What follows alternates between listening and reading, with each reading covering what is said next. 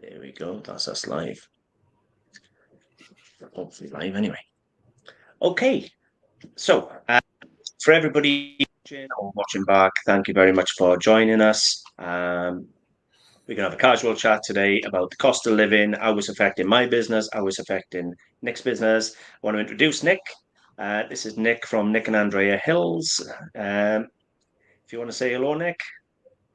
Hello. It's been a while. I don't know how long It has been a while. since we've done this. I've just noticed as well, we've got very similar beards for once. Normally it's, we're both We also grey. matching white. We also got the matching grey. Nic and Andrea have their own channel and a couple of extra channels, I believe. So pop across Nic's. There's a link to Nic's channel in the description. But today we're going to have a chat about basically cost of living crisis, how it's affecting our business, how it's affecting the buying of stock, how it's affecting the selling of stock, things we've done to try and combat these different things, and just a general chat in general. And Nic is currently working on something quite important, which we'll do a little chat about that towards the end, which may actually help everybody when it's finally up and launched. Possibly. Yeah. So, do you want to introduce yourself to the people on my channel who don't know you, which probably isn't many? But you've kind of covered it. I'm Nic. I have a channel with my wife. We've been buying and selling predominantly secondhand stuff for 20 years as a full-time job. And we have a channel where we talk about what we do now, which is all internet-based. We use eBay and Etsy primarily. I've dropped Amazon. That's a whole other story. Used to do Amazon in a big way. Used to have high street stores, similar to how you did, buying and selling from the public. So we've done it all really in the reselling world. And yeah, the channel is just sharing what we get up to, doing exactly that. You can hear Jeff now barking. I'm just going to go and shut the door. One second.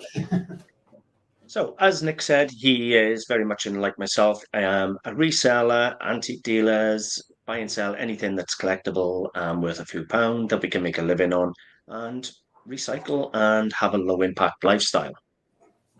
And I actually approached Nic this week and said, do you fancy coming on and doing a live chat where we talk about basically the cost of living? Now, I sell on my website. I believe, are you still on eBay, Nic? We are, yeah, eBay and Etsy. We did go the website route. It didn't really work for us, and we found that we couldn't really match what we were getting through eBay. I know yours works, but I think because you're a specialist and you're more higher value stuff that people are really looking for, ours works on eBay and Etsy. So we came away from the website after setting one up. Didn't work for us. Well, that's fair enough. It took me a long time to get mine going, to be honest with you.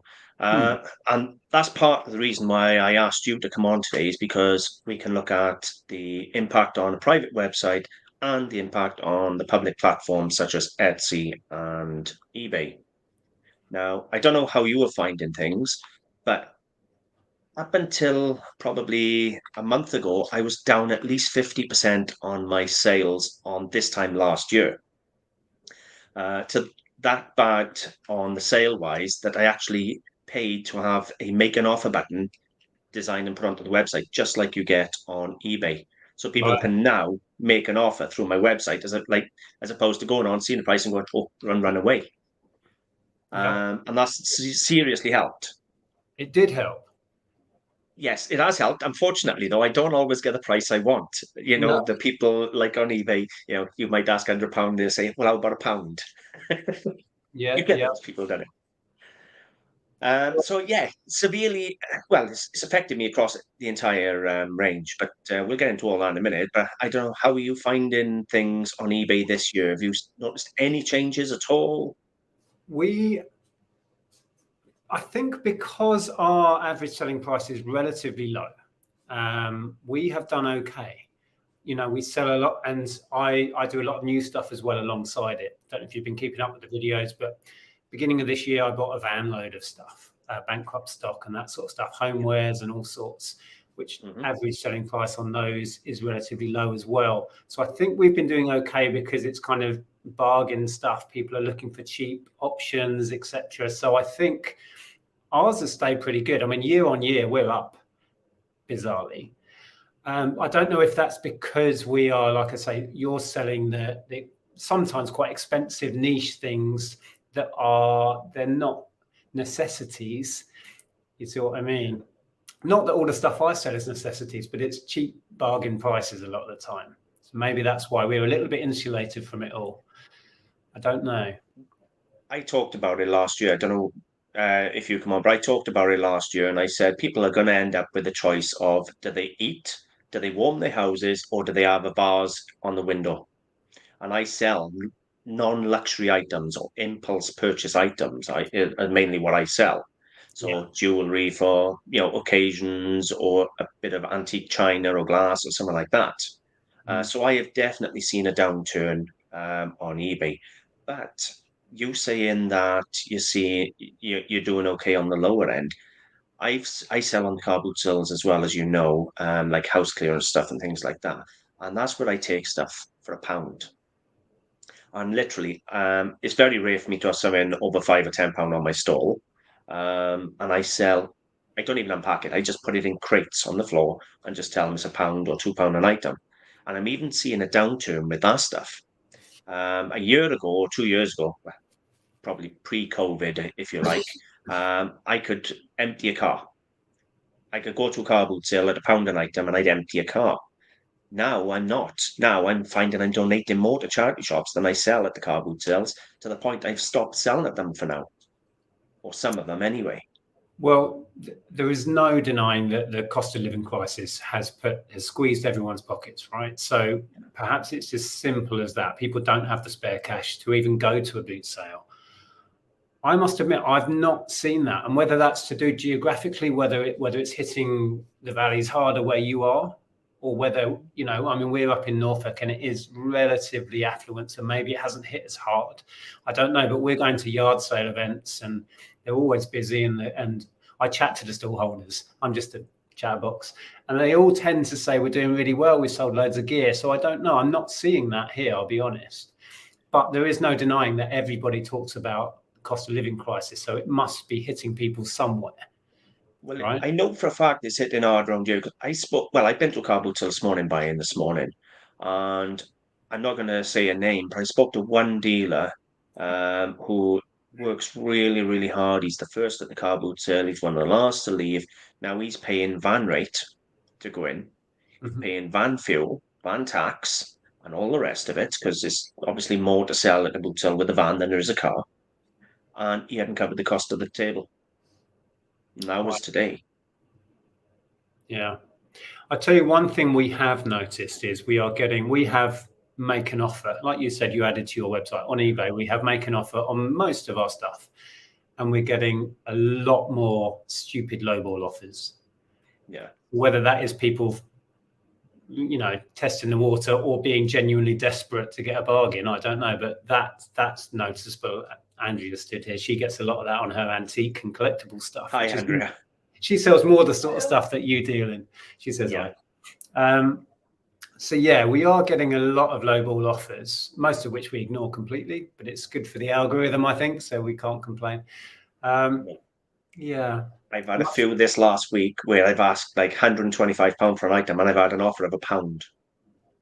Yeah, that's just someone taking the nick. And we get a bit of that as well. Well, I've actually had 2 or 3 offers. One lady I actually answered. I never answer them. And one lady I actually answered and said, really, why did you take the time to even fill in the form and send the offer? Because to send an offer with me isn't like eBay. You have to at least register and then fill the form in. With eBay, it's just click on it because you're already registered with eBay. But they had to fill the form in and register and take all the time to send me a £1 offer on £125 item, as if I'm going to take that. And it's not one, I've had a few. So what's the point? I would imagine they're just feeling bitter. One lady did come back to me and say she had to put something in the box, but she actually wrote a message underneath it that she didn't mean to only offer £1 on something. She just wanted the message to come through. She had to put something on there. But I don't get those messages. I just get the offers. Oh, So it doesn't work that sense. I got to really open it in depth and go into it to look at the messages. So I only see the offer like. So yeah, I must. yeah, that was fun. One part I was saying we've been doing a lot of new stuff this year, buying Yeah. in bulk, bankrupt stock. One line that we bought was a load of jewelry. Interestingly, Mm. Karen Millen stuff. We bought spent a lot of money on a job lot of that, 600 pieces, and that hasn't gone as we predicted it would. That's Yeah. being much more of a struggle than the homewares stuff and the kind of stuff people need rather than want. So what you Yeah. were saying before, luxury items, people are reining that in because they need to put food on the table. And the Yeah. jewelry purchase, if we could go back now, we wouldn't do. We're going to do okay on it. We'll get our investment back and make some, but it's not great. And it's going to take a lot longer than we imagined. So that, I think, is indicative of exactly what you're getting at, that people are thinking, yeah, I'd love that jewelry, but I can't afford it. I need to buy whatever is essential. So yeah, we have seen it with the jewelry stock, definitely. Well, yeah. I've seen, as I say, I've seen a major slowdown, but it's got swings and roundabouts to it because where people haven't got the money to buy the stuff, selling it, they're everywhere. I can't go anywhere without seeing really good gear for nothing. I don't know if you're getting that, but literally everybody in the valleys is trying to sell the stuff. But at the same time, the competition's more. I go to my local car boot sale, Getley Gear, and there's four fields, huge fields, two for selling, two for parking. And if you went back, pre-COVID, a few years, 4 or 5 years ago, you'd pay a pound entry to go in, and there might be 20, 30, 40 people in the queue for the first hour who pay the pound and go in. Dealers, if you like, or trade. Now I'm finding there's 200 to 300 people, or certainly seems like it's right up and around the field of people waiting to get in and buy. Right. So I don't know whether it's pushing people out, pushing more people into the reselling to try and make that extra few pound. It's certainly forcing people to part with stuff they don't want to sell. I'm finding there's a lot of new sellers on the boot sales. I don't know if you're finding that up your way yet, because I think you're not really feeling the pinch up there yet. Well, we haven't done much boot sailing up here. Our regular ones that we knew very well back in Hertfordshire, I would have been able to Yeah, gauge whether they had changed. But we've only done a handful of little ones up here. We haven't even been to the major ones because we're mainly doing yard sale events. We love right. doing those, the jumble trails, whatever you want to call them. And up in Norfolk, they're everywhere. We could do one a week. We're actually selling at one this weekend because our village is having one. So we're going to sell and buy. We're going to juggle it a bit and do both. So I couldn't really comment on whether boot sales have slumped around here. Don't know. Don't Well, know. I'll give you an example of how bad they've gone. A house clearance van went into the car boot sale. I'm not going to name it, but went into a car boot sale local to myself. I think it was about 3 weeks ago, something like that. Anyway, he'd had such a bad day. He turned round at about 11 o'clock and said, F this, left his entire contents on the floor, jumped in the van, and drove out and left everything behind him with obviously the organisers shouting at him to come back for his stop. And he just abandoned everything. And everybody was there then having free pickings. He'll But get they himself take it free, banned. but they weren't willing to pay the pound and £2 for it. He'd get banned from the site. And the ones I used to go to, they'd never have him back if he did that. Well, this one probably won't have him back if they remember who he is, but it still didn't stop him. He'd had such a bad day. He just said, enough's enough, I'm off. Yeah. Interestingly, Andrea follows a channel. She's not a reseller, but she loves thrifting and boot sailing and all this sort of Yeah. stuff. And she said she was at one in Norfolk, one we haven't tried yet. And she had exactly the same experience. House clearance guy announced everything's free, and he did one. And she just filled a bag with stuff. So, yeah, perhaps it is exactly the same here. I don't know. Well, I know I'm picking up stuff cheaper than I've ever picked it up. When I'm finding it, it is coming in for nothing. But I'm also finding I used to every time I went to a car boot sale, you guaranteed I'd find gold, I'd find silver, um, some really good antiques. I used to pay for it a lot of the time, but you guaranteed I'd find it. Now there's so many doing it, and everybody's there asking at the cars any gold, any jewelry. I haven't seen that in a long, long time. Do you know what I mean? Yeah, well, there's no doubt. I mean, the financial pressure everybody's under. They're going to take, try and bring in some. Sorry, that's Jeff again. They're going to try and find ways to bring in cash, but a lot of these people will do it until they don't need to, and then they'll disappear out from the scene again. It's kind of cyclical, isn't it? It is. Well, as with me, as I say, I introduced that make an offer button on the website to increase sales on the website, which worked, even though I don't get as much. But I've also started selling on Marketplace on Facebook. I don't know if you've tried that. Have you tried that yet? I've dabbled in it. I find it frustrating because people don't follow through with what they're saying. They mess you about. It's very frustrating. I've never been able to buy off it. I've tried buying off it, but I've actually been selling on there. I put the item up. It's totally free, but I've only sell the stuff that I don't want to ship, the bigger items that they have to come and collect off me. And I've only been doing it for the last sort of month, 2 months. And I seem to have had some good results. I've listed about 20 items in the last 2 months and sold probably 10 of them. So that's not bad because they don't even charge you commission or nothing. And they turn up at the house and pay cash. You haven't even got to leave the house. Yeah. So that was good. I dabbled in it. I dabbled in Facebook a bit.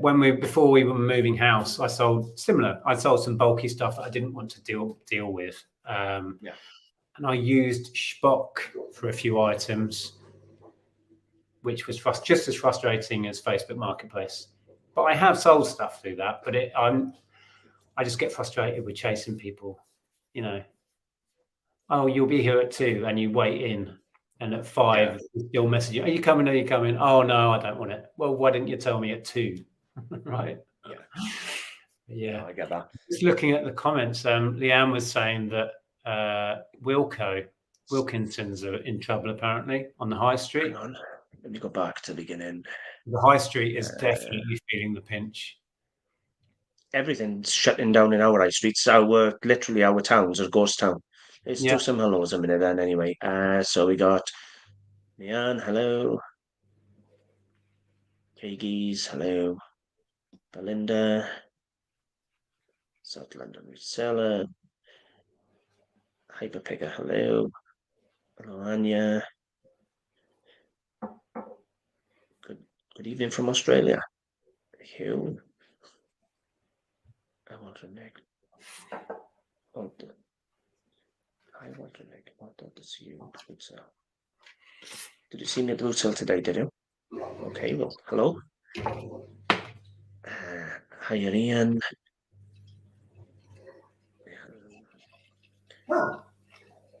Thank you. Hello. Good afternoon, Ray. Bear with me. I'll get down here now. Ian again. Hello. Where did I go? Was that it? Bear with me. I'm slow reading. So you're buying these. Hello, Matthew. Yeah, I bought a load of belt buckles this morning. All American belt buckles from the 80s, but they're like VW cars and Harley Davidsons and all that. But he had a big giant box full, but I only bought the branded official ones. I left all these copies. What were you paying on those? Sorry? What were you paying on those? Was it just a couple of quid each? 3 each? Okay. Yeah. But the couple I Googled when I went back to the car, they were retailing for between 30 and 40 each. You had like VW Beetles covered in green enamel, things like that, and Harley Davidson motorbikes and trains. I picked the best ones. I had the best of the pick because I got there first. So, yeah, that was a bit of luck, that was. Steph, hello. I guess it depends on the area. Hello, Belinda.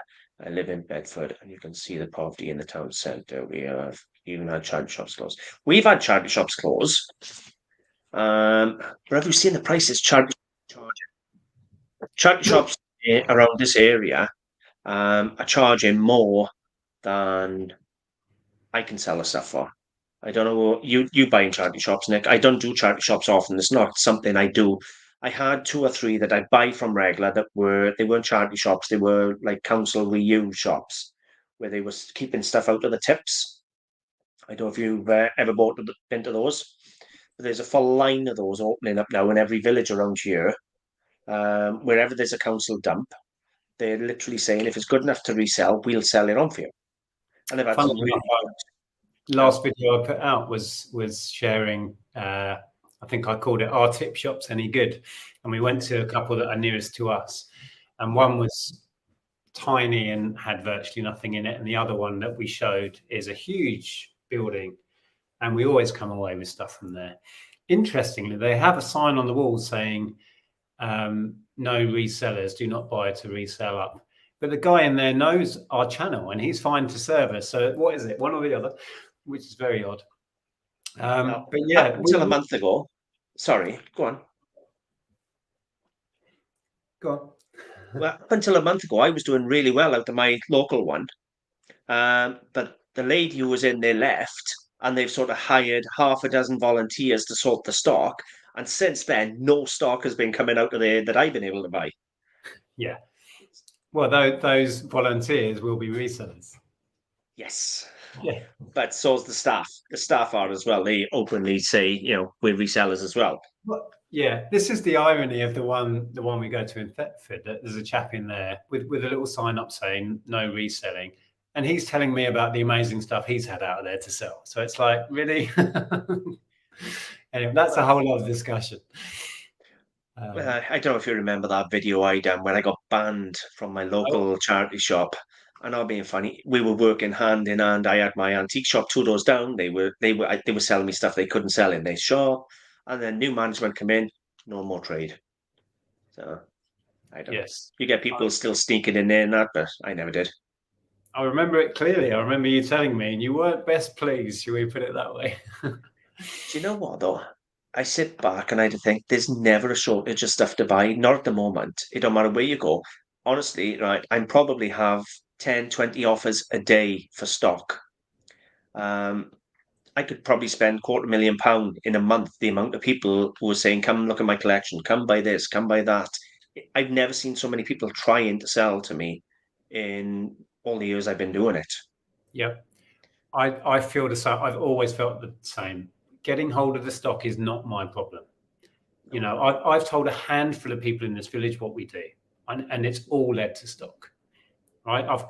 I'm having at this point to kind of hold people back, saying, "Well, yeah, maybe I've got a shed full of it." Yeah. No, getting hold of stuff has never been the issue. I remember in the early days of starting to share about how to make money selling secondhand stuff on here, and I'd get so much hate. Don't talk about it. You'll ruin it for the rest of us. Will I heck? There's so much stuff out there, and there's now hundreds of people talking about it, and there's still so much stuff out there. Yeah. There's no shortage of stuff to buy. No, there really isn't. And going back to the subject matter, coming into a recession, it depends how you look at it. People will be in desperate need for money, so they will be selling their stuff. They will be cashing in their record collection, their antiques, their heirlooms that their grand left them they don't really want. All this stuff will be finding its way to market if you're desperate enough for cash. Yeah, you've just got to get out there and look for it. But whether people stop spending as well, that's the side that you're feeling the pinch with, right? Because people aren't buying the luxury items. Yes. So, buying, I can buy until the cows come home. Honest to God, you've seen my hoard. I'm a bit of a hoarder, as you know. This is the time to fill those crates back up. Now you're finding it cheap if you can. You'll be proud of me. This month, I've actually gone from 3 full-size shipping containers to 2. Genuinely, to 2. Obviously, the house, the sheds, the garages, and all the attic and all that's full. But from paying for 3 shipping containers, storage on 3 down to 2, I am so proud. That was my goal for this year, was to get rid of 1 container. So yeah, there's never a shortage, is there? That's amazing. And I am honestly seeing that there is unbelievable amount on the boot sale, but I'm also seeing people more aggressive buying, more aggressive getting there. Do you know, I go to the car boot sale now. They don't walk in from a car boot sale no more because they hold them out at the gate. And you know, they run to the stalls. Yeah. It's like the start of a Grand National, and off they go. Yeah. But that is the pressure, the financial pressure people are responding to, isn't it? We had it wasn't a big incident, but we were at a stall and we were collecting bits together, and I was just looking at some glass paperweights. One was signed. I think it was the case nurse, not sure. And a couple looked like they might be, but I didn't quite move them close enough to our pile. And this dealer stormed in, grabbed a lot and went. So then I was a little bit miffed, but I didn't start a scene. But then the lady came out with a handful of Le Creuset, so I was straight on it. Excuse me, how much for the Le Creuset? And he heard this, looked up, and you could see in his face, he's like, fair enough. I got these, you get them. Yeah. But that's what it's like. The competition is real. And sometimes it's down to seconds, isn't it? You know this. You get to a store. It's not even seconds. Genuinely, they're buying stuff out of people's hands down here. Yeah, of course. Yeah. Now, it's always been a rule. If it's in your hand, you're the one negotiating for it. Sure. Not anymore. If it's in your hand at the boot sale and you still haven't paid for it, somebody else is trying to buy it out your hand. That's how bad it's getting. That's where the real arguments happen. We've all seen it. And it kicks off because people are that determined, shall we put it politely? Yeah. I try and avoid that at all costs. I don't like confrontation, and I'm not.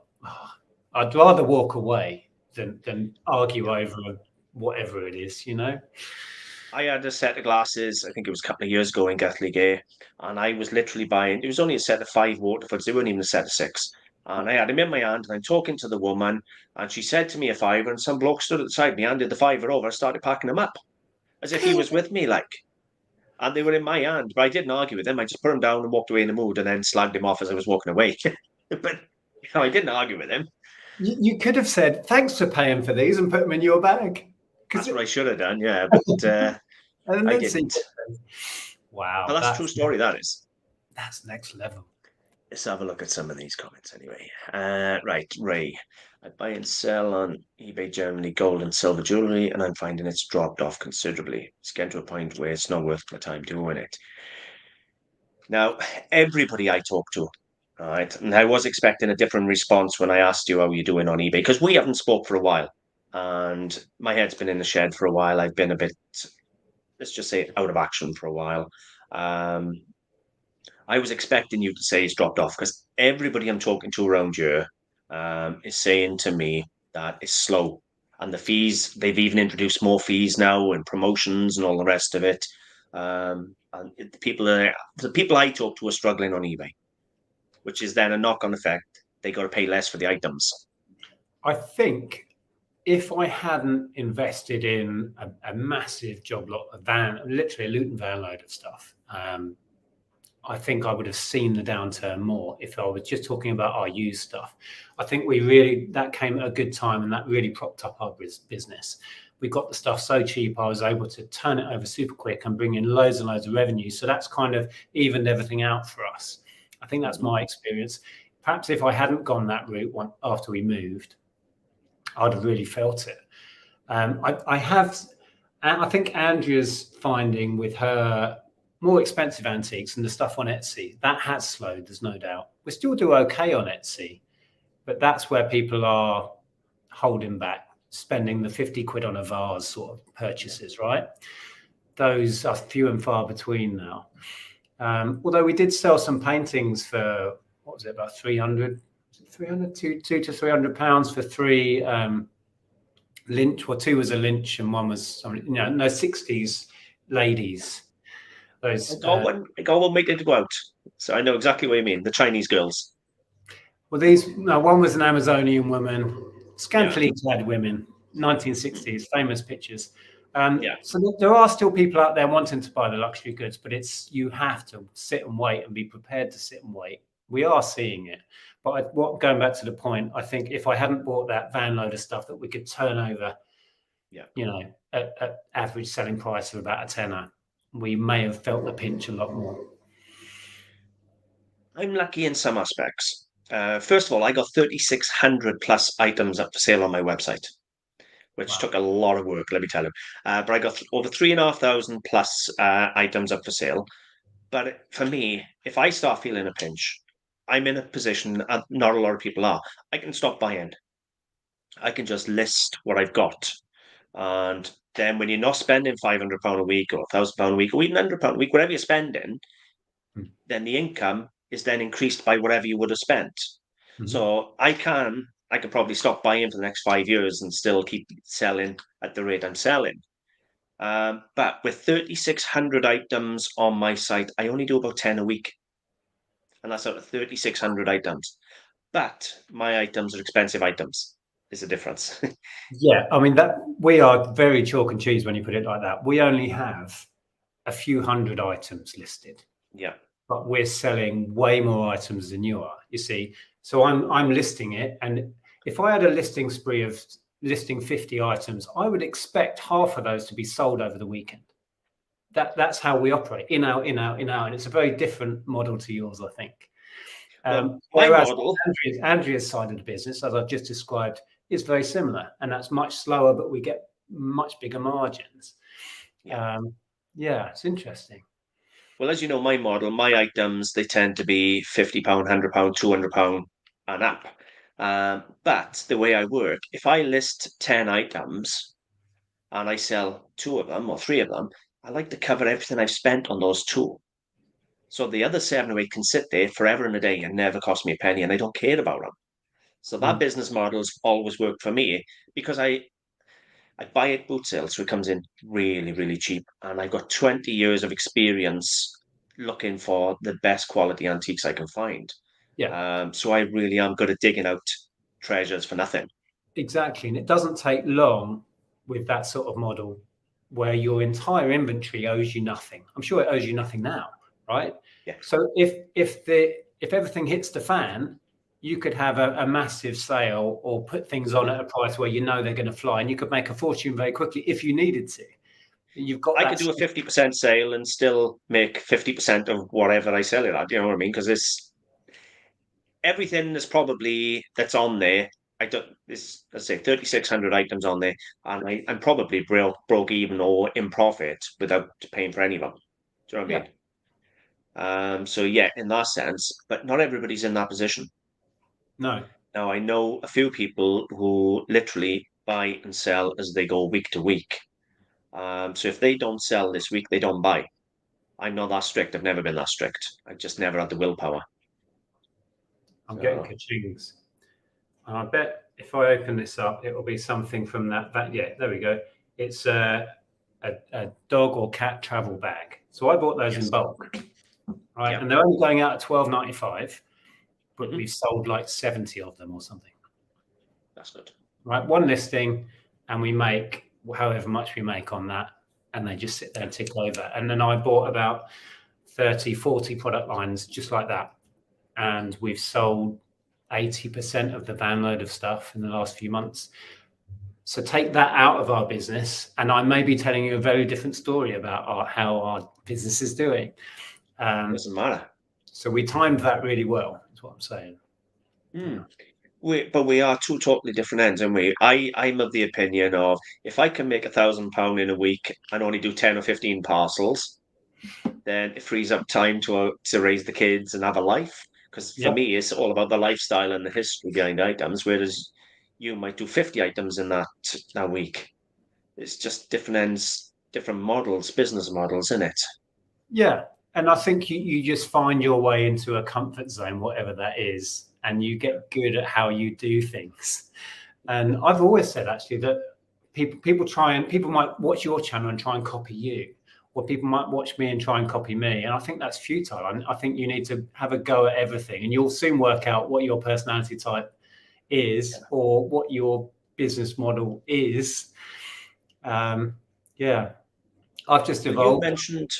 you mentioned earlier people moaning about you sharing the information on YouTube. Yeah, Um, Genuinely, right?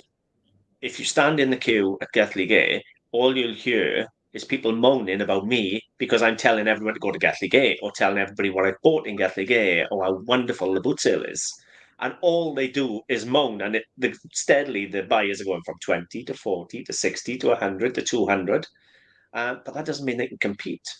I can still walk behind other dealers and still pick up stuff that they don't want or they don't recognize. Nobody knows everything, no, isn't it?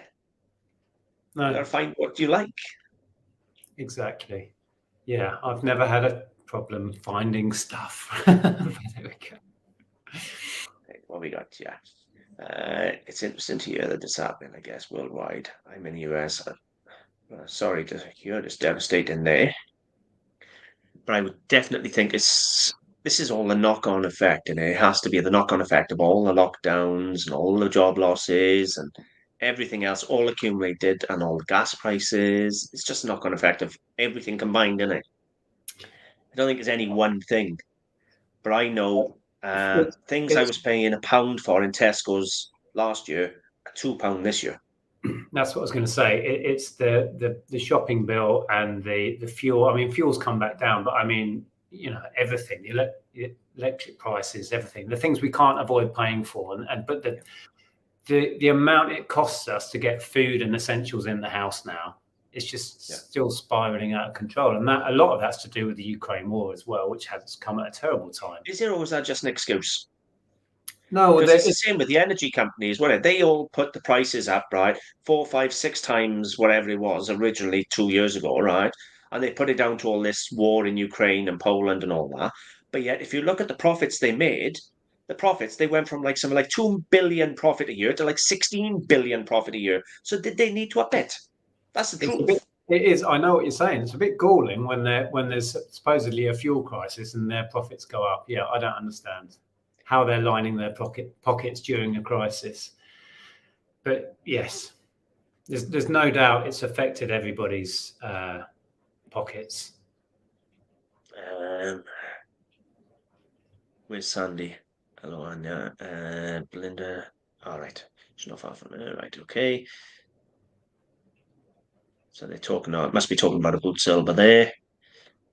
In the press today that Wilco are in trouble and looking for a buyer that they are cheaper. Well, how many high street brands have gone in the last 5 years? Countless, innit? Our high streets are dead. Now, I had a high street shop that I gave it up the year after COVID because no people didn't come back out after COVID. They all learned to shop online during COVID, and they stayed shopping online afterwards. That's what I found. Yeah, it changed habits for sure. I mean, the big companies got bigger. Amazon got bigger. Netflix got bigger. All of those companies just increased in size through COVID, and habits changed. Definitely. Yeah. Yes, without a shadow of a doubt, the habits changed, and unfortunately, they didn't come back, and that's also affecting knock on with all the bigger companies. Okay, it's just bear with. Every man and his dog is a reseller now. Do you know what? I think, Matthew, it's more they got no choice. They're desperately trying to make a few pounds. You got old age people on benefits who can't survive on the benefits. Even people working full-time jobs that come in now buying on weekends to earn an extra few pounds because their job ain't paying enough. And also, these companies aren't daft. eBay are spending millions promoting to people who they know need money. Get on our app and sell your stuff. You see the ads everywhere, all over YouTube, all over the telly. Every time I turn the telly on, it's blue and eBay ads. Vinted have spent millions on it, and there's now Depop and whatnot. Everybody's going for that sale because everyone's desperate for cash, so they're all fighting over it. And they're not targeting resellers, they're targeting the average person who just needs some extra cash to pay the bills. So it stands to reason that there's a lot more resellers, most of which are doing it on a casual basis, to be honest. But there are people. Go on, sorry. There are a lot of people who are trying to find a way out and trying to do reselling full time as well.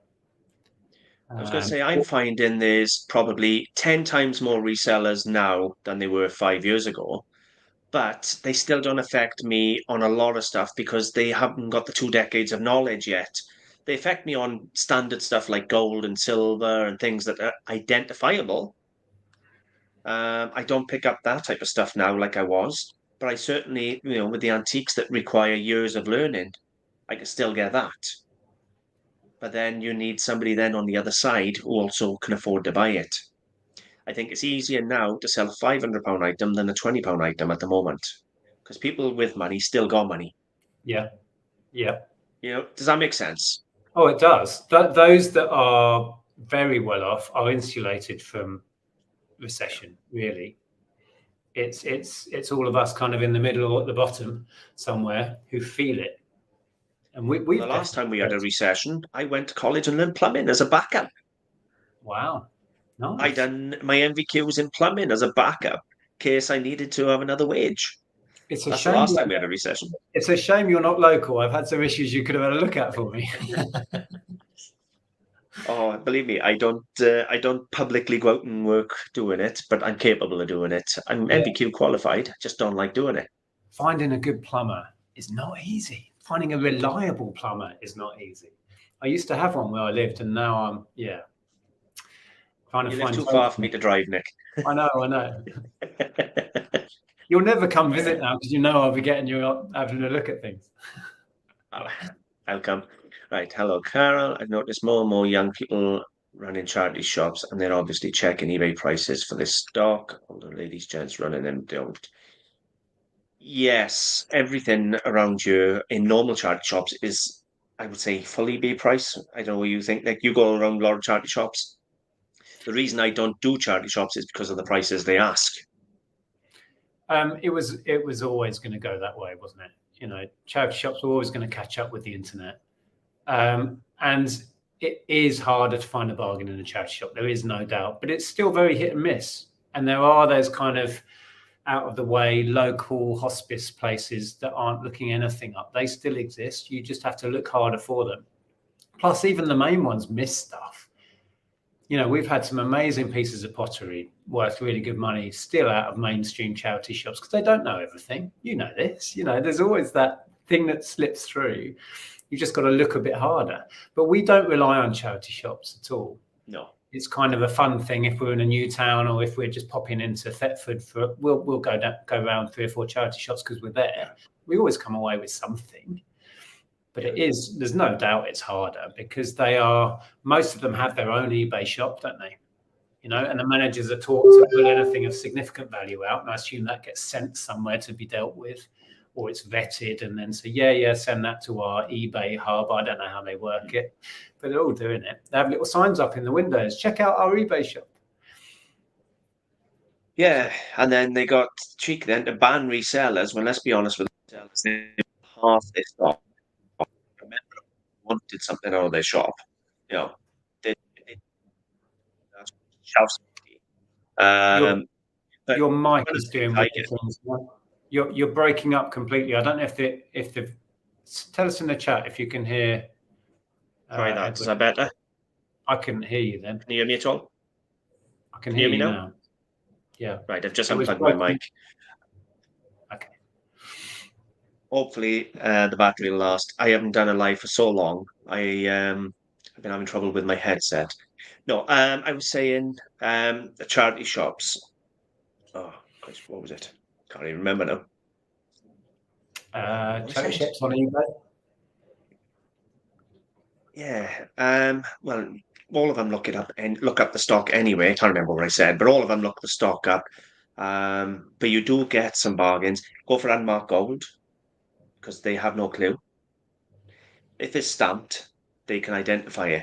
But you'll get a lot of Georgian gold and things like that with the marks of worn because it's such a soft metal and it's always a higher carat, or foreign gold. I have a friend in Cardiff, a Moroccan gentleman, and he's absolutely fabulous. And I can guarantee you, every time he goes out, he'll go off in a different direction in his car, and he always comes back with the foreign gold, unmarked gold at charity shops. I tend to stay from them. That's what it was, wasn't it? Because we were on about charity shops moaning about resellers. Half of them working in there are resellers, and the other half, they'd never sell the stock anyway. So, a bit dull, really. Yeah, I mean, but I just don't find it.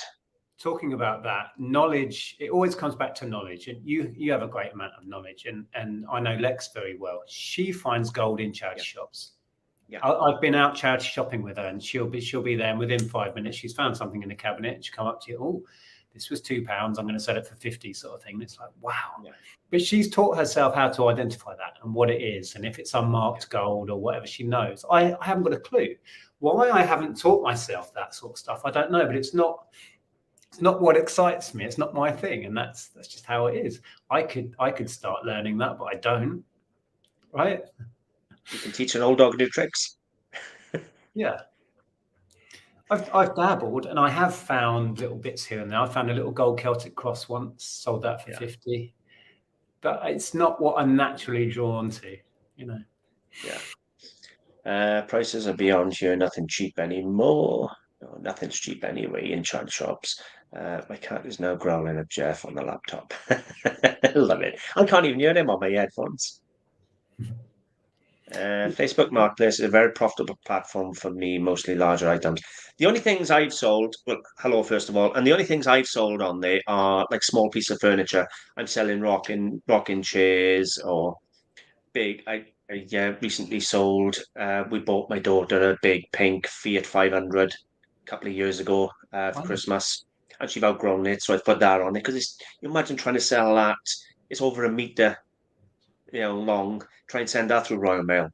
So Yeah. that's the type of stuff I've been putting on there. Stuff that I don't want to ship, Yeah, and I've done well. we've talked about doing furniture and we've dabbled. There's a few auction places here we've been and we haven't really bought much, but we just to check them out. And some of the prices on furniture, some go sky high, but you can pick up some bargains and then you could put it on Facebook. And we've looked into that. And actually, we went up to Norwich to a yard sale. We bought a really nice little bureau, a little slim line up against a wall bureau, 10 quid. Andrea's going to need some work, so we're going to repair that. And she reckons she'll get between 50 and 100 for it quite easily. And we bought a 1950s table with the side leaves that come down, really nice. Is it melamine top table? Yeah, but it's in amazing condition, and we paid 20 quid for that. And it looks like it was made yesterday, but it's like 60 years old, or it's amazing. So that sort of stuff, we may kind of drift into that area. Now we've got quite a lot of storage here, although I've filled it up. We may start doing a bit more furniture. Andrea really loves the idea of restoring stuff and, sanding things down, waxing things, and just making them look nice, sticking them on Facebook. So we may experiment into that, but it's all about time, really. It takes a lot of time and effort. I got two friends, Sharon and Rob, and they sell at car boot sales and they sell on Facebook Marketplace. And they achieve prices on Facebook Marketplace as great as I can achieve on my website with no fees, and the people come and collect it off them. And to be honest with you, some of the stuff, they don't take long. They put it on there and it's sold within days. It's shocking. Yeah. It's a different market. It's a different group of people. And they're thinking local. They're on local buy sell groups or whatever. And they think, oh, that's 5 miles down the road. It's 100 quid. Fine. They're probably not the people that would be looking on your website or even looking on eBay, maybe. No. Well, put it this way, they inspired me to start doing the Facebook Marketplace. And as I say, I've only probably sold 10 items on there, but you work out average sort of 50 quid an item or 50 to £100 an item, that's not bad, especially when there's no fees and it's cash to my door. But they were the ones who inspired me. It's worth doing. Yeah, Ian said Formica. I think that's what the top is on the table. Yes. Right. Yeah, it was funny because we went round and we'd filled the car with stuff already, and then we found we had to make a special trip back to Norwich to pick up the table, the bureau, and the commercial coffee machine that I bought. I paid £40 for it. Knew it was in the thousands. It was £40, even if it's not fully working. That's a couple of hundred parts. So that sort of thing is out there. Yeah. You've just got to be brave enough to go for it and deal with something that weighs 12 kilos. And the trouble is, if people are already thinking, well, all right, I've only got £50 in my pocket, I got to put a tenner in gas, tenner in electric, 10 or 20 quid in food, I got 5 or 10 quid to go and find something cheap at a car boot sale that I can risk to make a profit on, because that's the reality for some people. Yeah. They got to go to that car boot sale and they got to try and get something for a couple of quid that they can maybe make another 50 quid on for next week's money. And that's the reality for a lot of them, mate. It really is. Yeah. I don't want to make it sound easy. I've been doing it for a long time, and I suppose it sometimes feels easy. But yeah, you're right. If you're doing this hand to mouth as well, that pressure, and I've been there. We've both been there, right? Where it's hand to mouth. I know that pressure. That's no fun, and that's when you think, "Sod this, I'm going to go and get a job," because it is easier. Well, Um, it is, but when you go and work for somebody at £15 an hour, you've got a guaranteed wage. I've seen me go to a car boot sale, right? Especially this last year. I get to a car boot sale 4:30 in the morning, and I don't leave till 12, 1, 2 in the afternoon, and you might take 80 quid, 100 quid. You know, I'd be better off half the time just putting it in a charity shop. The only reason I done it was because I was having early entry at the car boot sales, which allowed me to walk around buying before the public come in. That was the main reason of doing it. But I would never have put 8, 9 hours for 80 quid. And this hard work at a car boot sale, you know how hard they are in all weathers and cold, and it was yeah, hard work. yeah, So, yeah, right. yeah. It is. It's always worth saying that, working for yourself isn't an easy option. Reselling No, definitely isn't an easy option. no. Um, but it does work, and people do make it work. But you have to be in the right mindset, and you have to love it to carry on. I mean, You going have back, to love this job to do it, yeah, without a and shadow of a doubt. we've all been saying that we're seeing more people coming into reselling, and they will when financial pressures are tight. People will. It's not easy, but it's a way to get some quick cash. Sell your own stuff, or go out and buy a few bits of gold at the car boot if you can find it and sell it on. Those people will drift away from it once the financial pressure's gone, and it'll be back to the people that are stuck with it, which are actually few and far between in reality. Yeah. Those that stick it out. Well, there's another obstacle we're all facing. Nick, just down in Ponty there, has just pointed out is the weather. We've had 5 weeks of rain, where we've literally had next to no car boot sales on because our undercover car boot sales shut this year. Splot, that's gone. We lost Bessemer, we lost Bridgend multi-story car parks. So all the indoor ones we've lost. So we are now totally reliant on the weather. And if you're going to go down the reseller line, you need to understand a lot of them are seasonal and weather dependent. So then, if you're living where you have to buy the stuff week to week, you literally got to make sure you got enough stock to get by if it rains for a month, like we've had 5 weeks of solid rain. Yeah. This is why I love the whole yard sale concept around here. Anyone can organize a village event. You can just have your own single yard sale. And that's the culture in America. And I really want to push that here because you're not reliant on a boot sale happening. No. We went to in this village here, there was a house up the road. They just had their own single yard sale, promoted it on the village Facebook, in the post office, and they were swamped. And they sold 90% of the stuff they had, just had it set up in their garage. And they weren't flogging it off super cheap, but they sold a garage full of stuff within a couple of hours. It was amazing. We bought a load of stuff out of there. Well, before we carry on with the comments, since you're mentioning the yard sales, talk about your app just for a couple of minutes, right, before we carry on. You've created, sorry? I'm sure most people will have heard me waffle about this before, but yes. Doesn't matter. It's also a lot of my channel that don't. It's still, we've been working on this thing for best part of 2 years now, actually, from when we first started coding. There is a version on Android which is finished. It's version 1. We have a lot of things we're going to change, but we're going to leave that as it is made. We're now working on the Apple. Once we have both to that point, we're going to have a launch, which will be soon. I'm not going to put a date on it because I always miss the dates. But for people that don't know, we've created an interactive map which has currently about 1,000 pins on it, which are charity shops, boot sales, and then yard sale events. People can go on and pin their yard sale events. They can create an event within it with all the houses pinned on it, and then you as a user can navigate around all the stores and all that stuff. And it's been a complete labor of love. But when we started, I'd never done anything like this, never even written a line of code in my life. And thankfully, I have my business partner is doing that side of it. I design everything and work out how it's all going to work. He codes it. But we've, 2 long years of hitting lots of hurdles and then working out how to get over them. That's what it's been.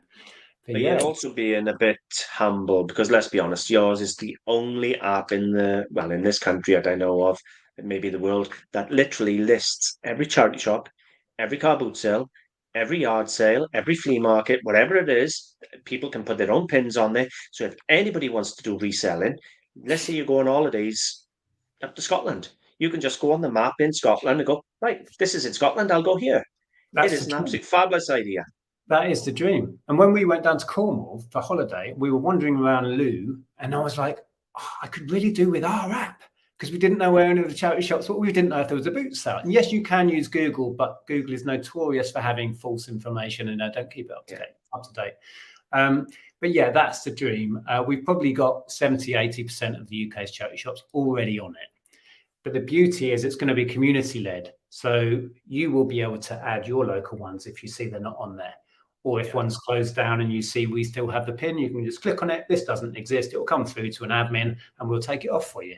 And it will keep my shop off. Yes. Well, if yours was on there, you could go on and say, sorry, this doesn't exist. It will come through to us and we'll go, he's right, and we'll take it off. And the beauty of that is it's like with car boot sales, that if you go on to Google, you'll find various websites that lists all the car boot sales. It's so out of date. It's actually beyond unhelpful. Yeah. It's just useless. So what we want to do is make it accessible to everybody, and everybody can report mistakes, update the info. Boot sale owners can go in and update their own pins. It's all moderated, obviously, and it's working because the version we put out on Android that we've let X amount of people on, they've been cleansing our data for us already and adding pins, adding boot sales, changing, and it's all working. I'm so happy with it. But we're just waiting now for the Apple to be finished, Apple version. Once everybody can access it, we'll take it to the general public and see what happens. So if you're interested in the app, go to Nic's channel and follow Nic, or when he promotes it, I will have him on and we will do a launch and demonstrate the app for you. You will hear about it. I will be talking to everyone and anyone about it when it's out, so don't worry, you won't miss it. You've put a lot of effort, a lot of time, a lot of work. It deserves. It's not just you deserve it. To be honest with you, the community, it'll benefit the community so much. It will be helpful. Whatever you choose to use it for, it will be helpful. Whether it's setting up your own yard sales, whether it's just finding out when jumble sales are on. Anybody can go on and share a jumble sale. Within 30 seconds, you could have a pin on the map that anybody who has the app will be able to find. That's how powerful it's going to be. So we've just got to get the word out there once it's finished. And I'm in this to just make a useful tool. If it ever becomes a successful business and makes money, that would be nice, but it's not the point of this. I'm so excited. And the fact that we've had a few hundred people on there testing it for us and the feedback has been generally good. We had a lot of bugs, most of which we've solved, but we're getting there. Yeah. Well, I can't wait to use it, I'll be honest with you. Anyway, let me carry on with these. So Hyperpick, I was thinking of putting some stuff on Facebook. I would definitely recommend it. It's free, so it doesn't cost you nothing. But if you're doing that, there's probably 50 to 100 different reselling groups. They're called buy-sell groups right through Facebook. Join them all, because when you list your item on Facebook, you can share it to all these different buy-sell groups that are on Facebook free of charge. That's what I've done. I've just joined like 40 or 50 groups. The downside is your Facebook page gets filled up with crap. And I have no idea how to turn off all the notifications, so my Facebook page is full of crap. But if you're going to do it, join all the groups and share to all the groups. It does help. And there's Belinda. My sister's been messed about on Facebook Marketplace. People just want to say if they can be bothered to turn up.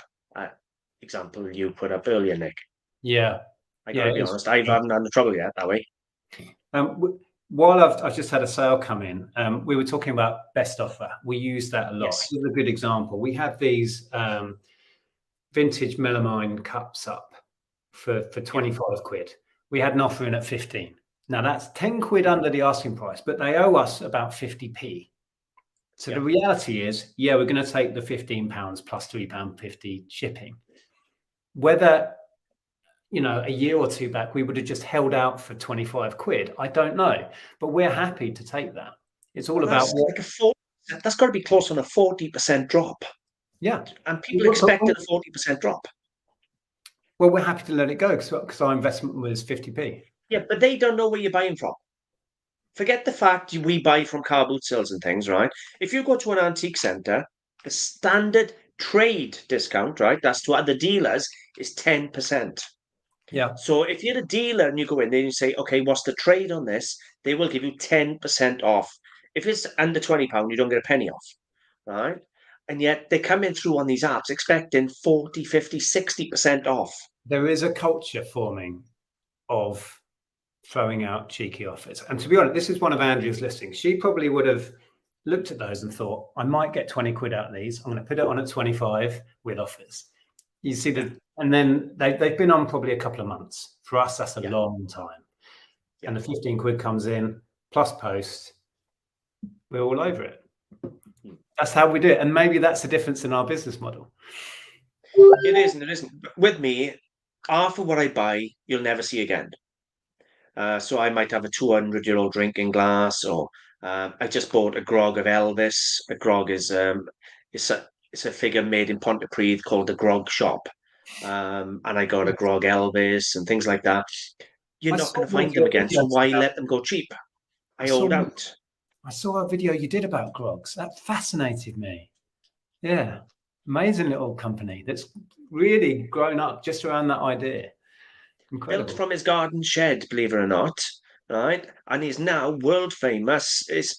They've converted an old Welsh pub into their studio, right? And they're doing them from Pontypridd, which is half a dozen miles down the road from me here. And they're selling all over the world. And they've had celebrities from all over the world come and pose for these models to be created and sign their models. And I got pieces like that, one-off pieces I'll never see again. That's what I try to put on my site. So for me, I hold out for the better money because I can't replace my stock.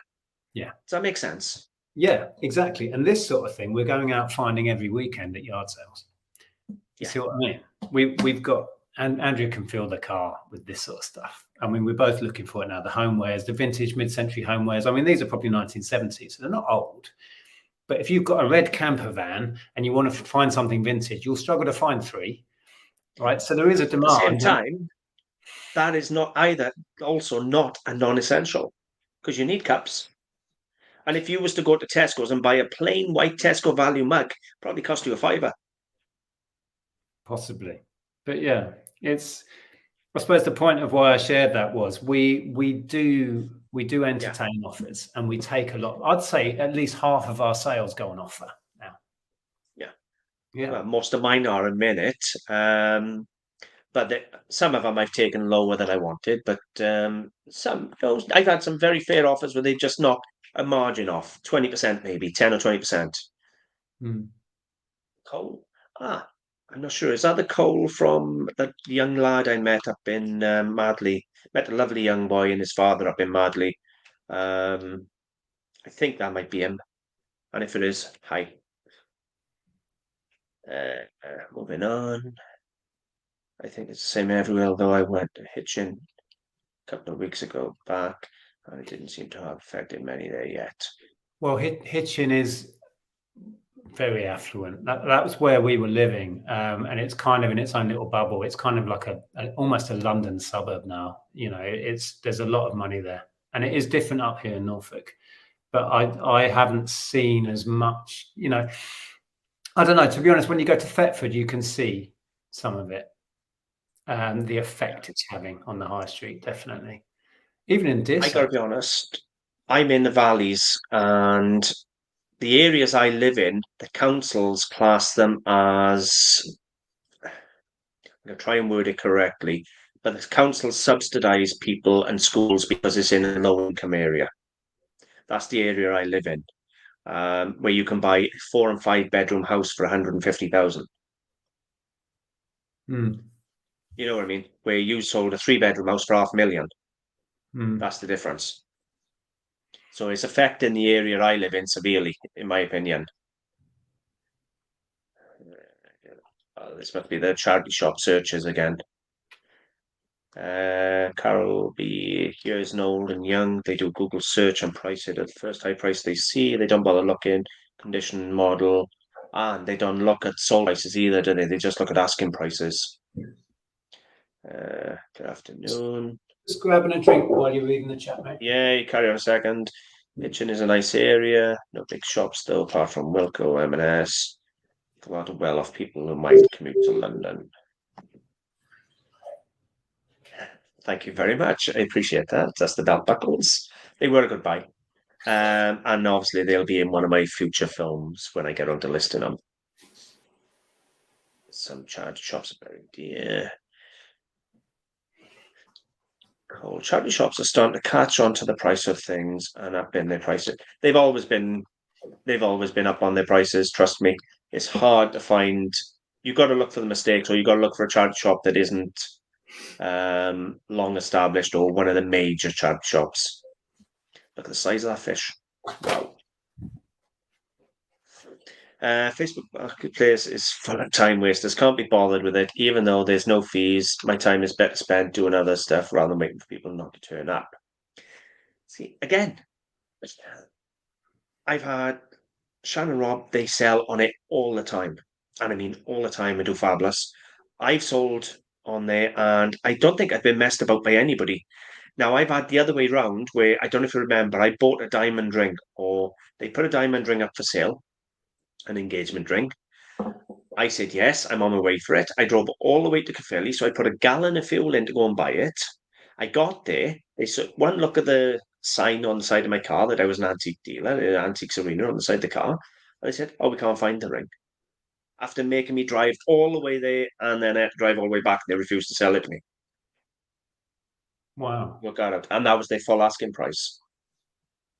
I've never understood I won't sell to you because I think you're going to resell it, but I'll sell it to Joe Blogs over there for the same money. It never went back up for sale. I think it was more they realised they made a mistake selling a diamond ring for 50 quid. Oh, okay. When a dealer turns up for it, I think it was, oh my God, what am I doing here? And they said, no, we can't find it and sent me on the way. Yeah. After she told me they had the ring before I left. Yeah. Yeah, you're probably right. Or they took advice, or they wanted to take it down to a shop and get it valued properly. Yeah. I guess you're right. Afternoon, Wayne. Yeah, as long that's been my argument all the way through. As long as people pay the charity shop prices, let's be totally frank. Charity shops are not there to decide who they sell this stuff to. They're there to raise as much money as they can for their chosen charities. If they set a price, what does it matter who buys it or what they do with it after they've bought it? They've had their stuff in for free. They've set the price they want for it. If they achieve that price, what business it is of theirs if somebody goes and gets £1 million for it? And we buy stuff for our house.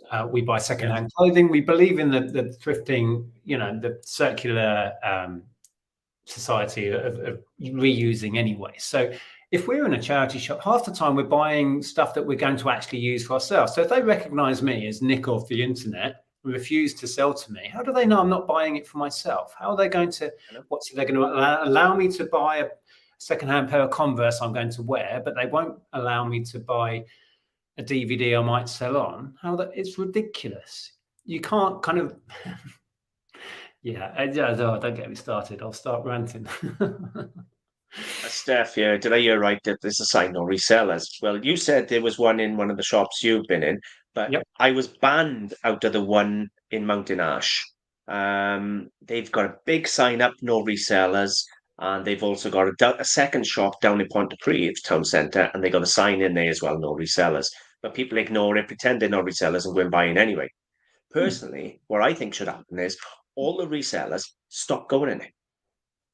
They'll soon change their tune when they see that they're not taking no money and their stuff is overflowing and they're having to turn all these free donations away because they got no room.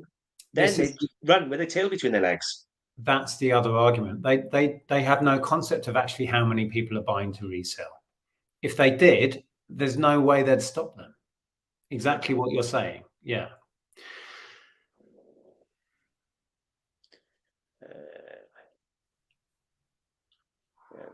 Anna agrees there. Getting all the stuff here is nearly impossible. Where are you from, Steph? Because in the valleys here, to be honest with you, I'm swamped. I can't keep up with the buy-in. I probably buy 100 items a week, list 10 or 20 and store the rest, as Nic knows. And you said you don't have a problem with the buy-in side, Nic. No. No, like I said to you, I've stopped telling people in the village what we do now because I was getting offered too much. You know, if I were to put some notices up in villages around here, I think I'd be swamped. Just in homewares, antiques, collectibles, whatever. You should put up a sign saying, I buy gold, right? I just Well, come down £2 or £3 a gram, right? It's about £17, 25, something like that for 9 carat. If you paid 13, £14 a gram, right? It wouldn't take long, and you're weighing in 10 grams worth of gold a week. yeah, but Especially if there's no one else doing it up there. doing much of that, you'd hit the old VAT, and I'll be back into doing VAT returns. Yeah, well, okay. I'm not going to comment on that one. No. Up to my eyes in it. Hold the pie. I'm having a pie. Lovely. Uh, okay, what did I hear? Don't really matter if YouTubers tell us what they buy, as you cannot then go and automatically find the exact same thing. Plus, you would need a photographic memory, and prices also change. I agree with it. To be honest with you, a lot of what I buy, I try to help people as you do. You've shown people how to. Let's be honest. It's more you show people how to make the living rather than what to buy. I think you'd agree with that. Yeah, I think what I've done, if anything, is just make people think it's possible. I'm not saying do it like I do, but I've just shown that we've made a living out of this for 20 years. So it is possible. But yeah, I don't pretend to tell people how to do it really, but it's just I hope, and I have managed to inspire people to give it a go. And that's what I see my role as being, if anything, is to inspire people to go, yeah, I could at least try, and do it in your way. Don't try and copy me or Edward or anyone. Just have a go. It is possible. Yeah. It's the same with me. When I'm showing the antiques, some people learn off the antiques I show, but it's only to show you the range and where you can buy it, the car boot sales, give you an idea what's selling. If I'm buying it, it's got to be worth buying. Do you know what I mean? Yeah. And let's say, for argument's sake, Waterford crystal, right? Um, Relatively modern. I may buy a pair of candlesticks, doesn't mean you might find another piece of Waterford. If you can remember the name Waterford, it'll stick in your head. Then you've got an idea. If I see a piece of Waterford on the boot sale, I'm going to buy it. That's Mm. the way I try and look at it, that we're helping people like that.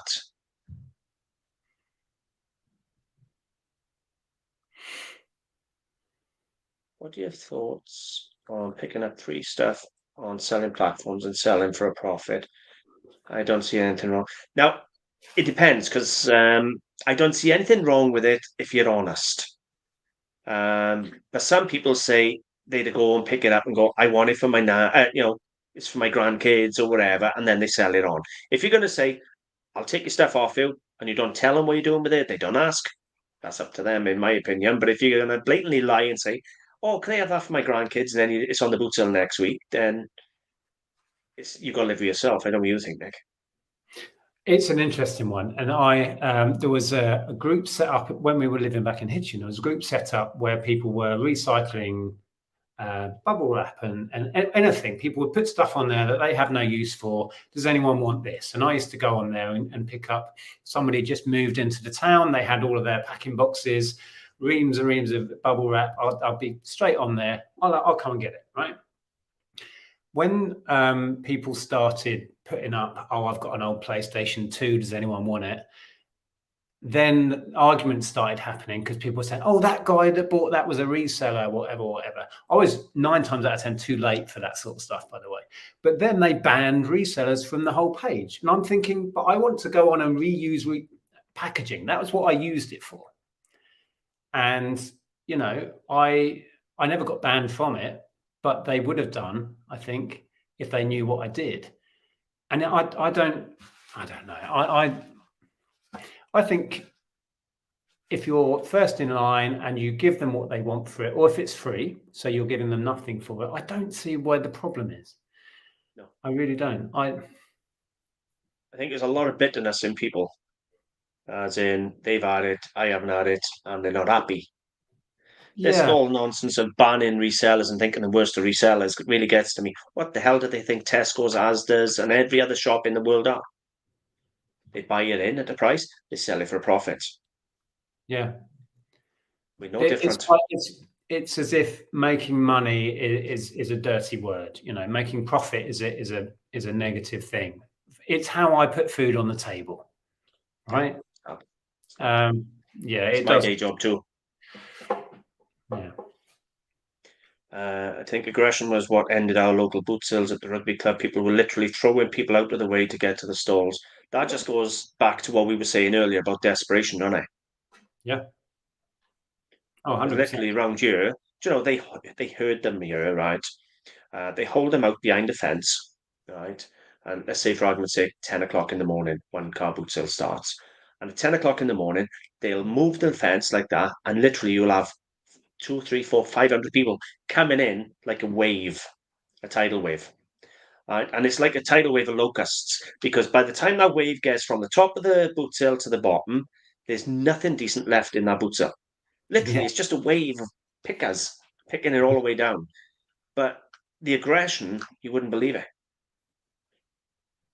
No, I've seen it. And I just walk away from it.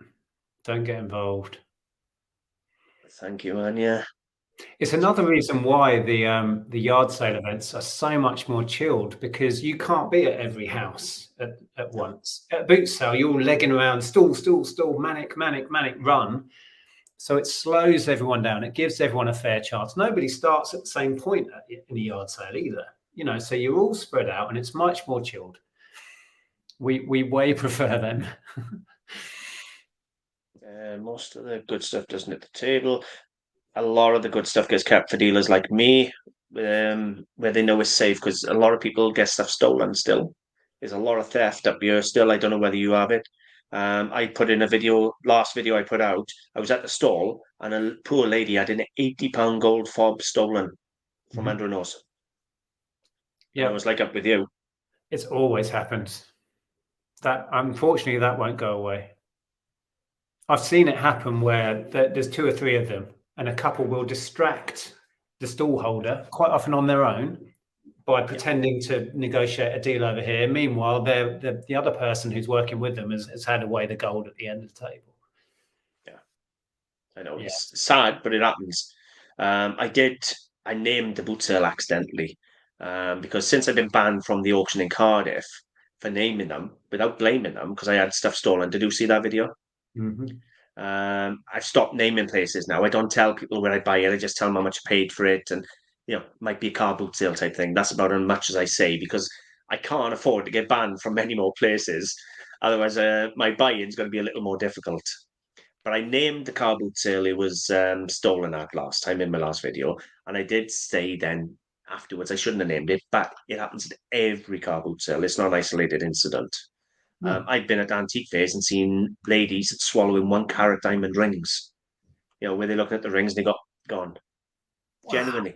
I was up in Boothwells and there was a lady of travellers. There was a lady there, it was a traveller, and she swallowed the ring and they had to phone the police and the police took it away. And I was up in Boothwells probably about 5, 10 years ago. It's always been there. This is how long ago this story is. When I was in the police force, I was actually off duty, out of uniform, but I was in a charity shop. And the gentleman next to me was taking trinkets and stuff off the shelves and pocketing them. So I came up behind him and I explained to him, I'm an off-duty police officer. I think you might want to put all that back. Otherwise, I'll take it further. He grabbed himself, quickly emptied his pockets. And I just let him go. I was off duty. I wasn't taking it any further, but it happens. And that happened plain sight. I was stood next to the guy. Yeah. Stealing from a charity. No, that's no. But stealing from car boot sales is no different. No, it's not. No. People are going to hate me for this, but I'm going to say it anyway, right? Charities are a business. Mm-hmm. Not only 5 or 10%, a lot of the time will get to the charity. But when you're on a car boot sale, right, a lot of the people on a car boot sale are there because they need money to pay a bill, money to put food or clothes on a baby's back. So I am even more annoyed when I see them stealing off general public who are selling something for a couple of pounds because they desperately need the money for food or bills. I hate that more than the charity because the way I see it, the executives and all the other officials take their massive cuts out of the charities. But when you're on a boot sale and you got a mother, single mother, maybe they're selling her granny's items because she needs to put food on a kid's table. That's what upsets me more than the charities. I gotta be honest with you. But that's just my opinion. But I'll have a lot of hate for that one.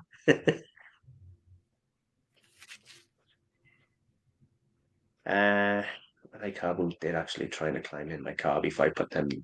They don't allow that around here because they keep you out of the until you've set up. Mm. But I have seen that plenty of times. I don't know about you, Nic.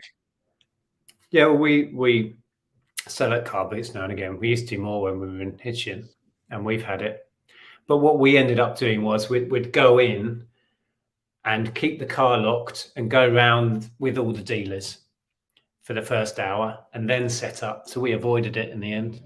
You see what I mean? So we were selling, most of the dealers had gone round once, gone off to the next boot sale, and then we were selling to the general public. So we ended up avoiding it. But I've had them crawling in the back of the car, lifting stuff out the back of the car.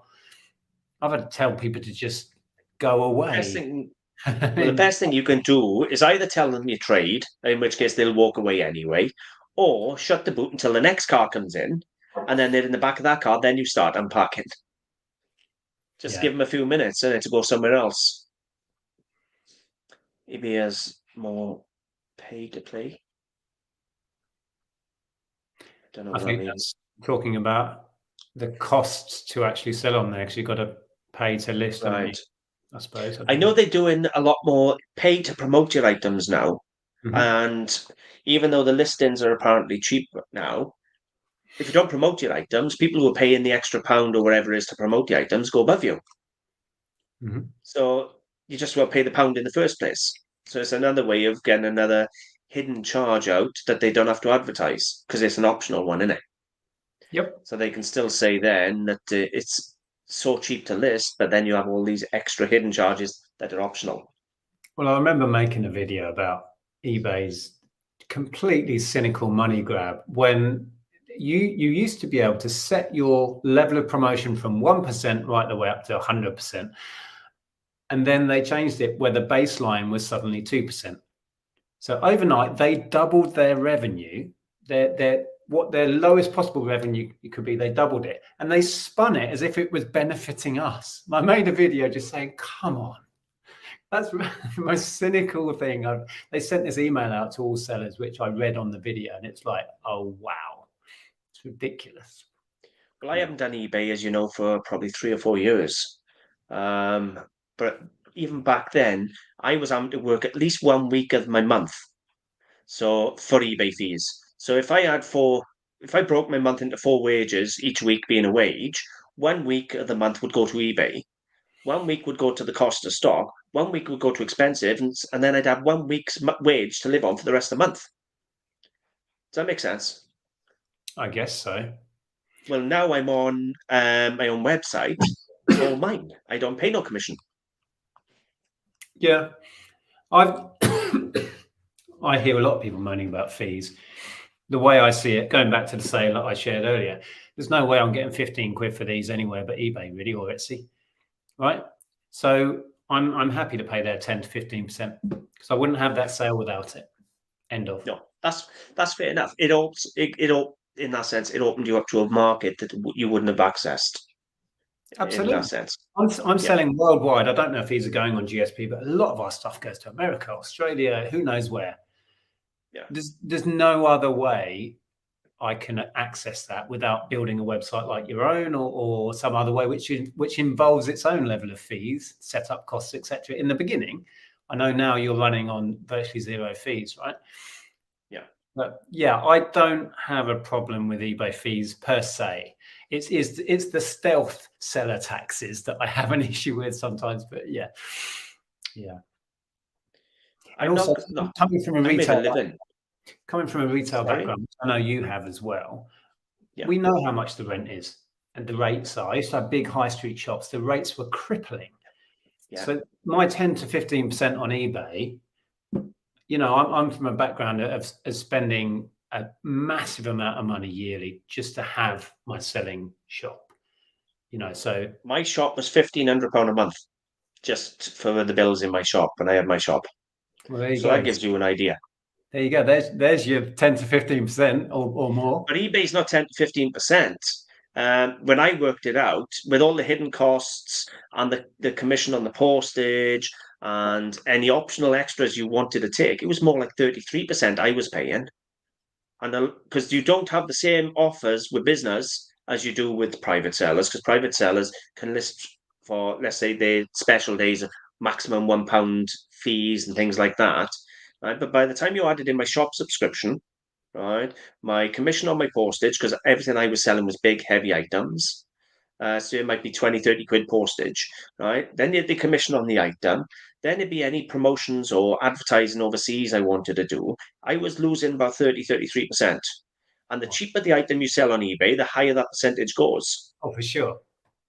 Yeah. It's definitely got to a point where, and people ask me, why are you bothering selling DVDs for 3 or 4 quid? It's like, because that's the crap I get left with after I've sold the good stuff.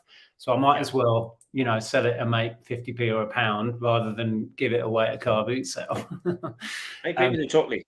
But you're right. By the time you take 70p out when you sell a £3.99 CD, and then you've got to post it at £1 or £1.20 or whatever it is, depending on whether it's over 100 grams.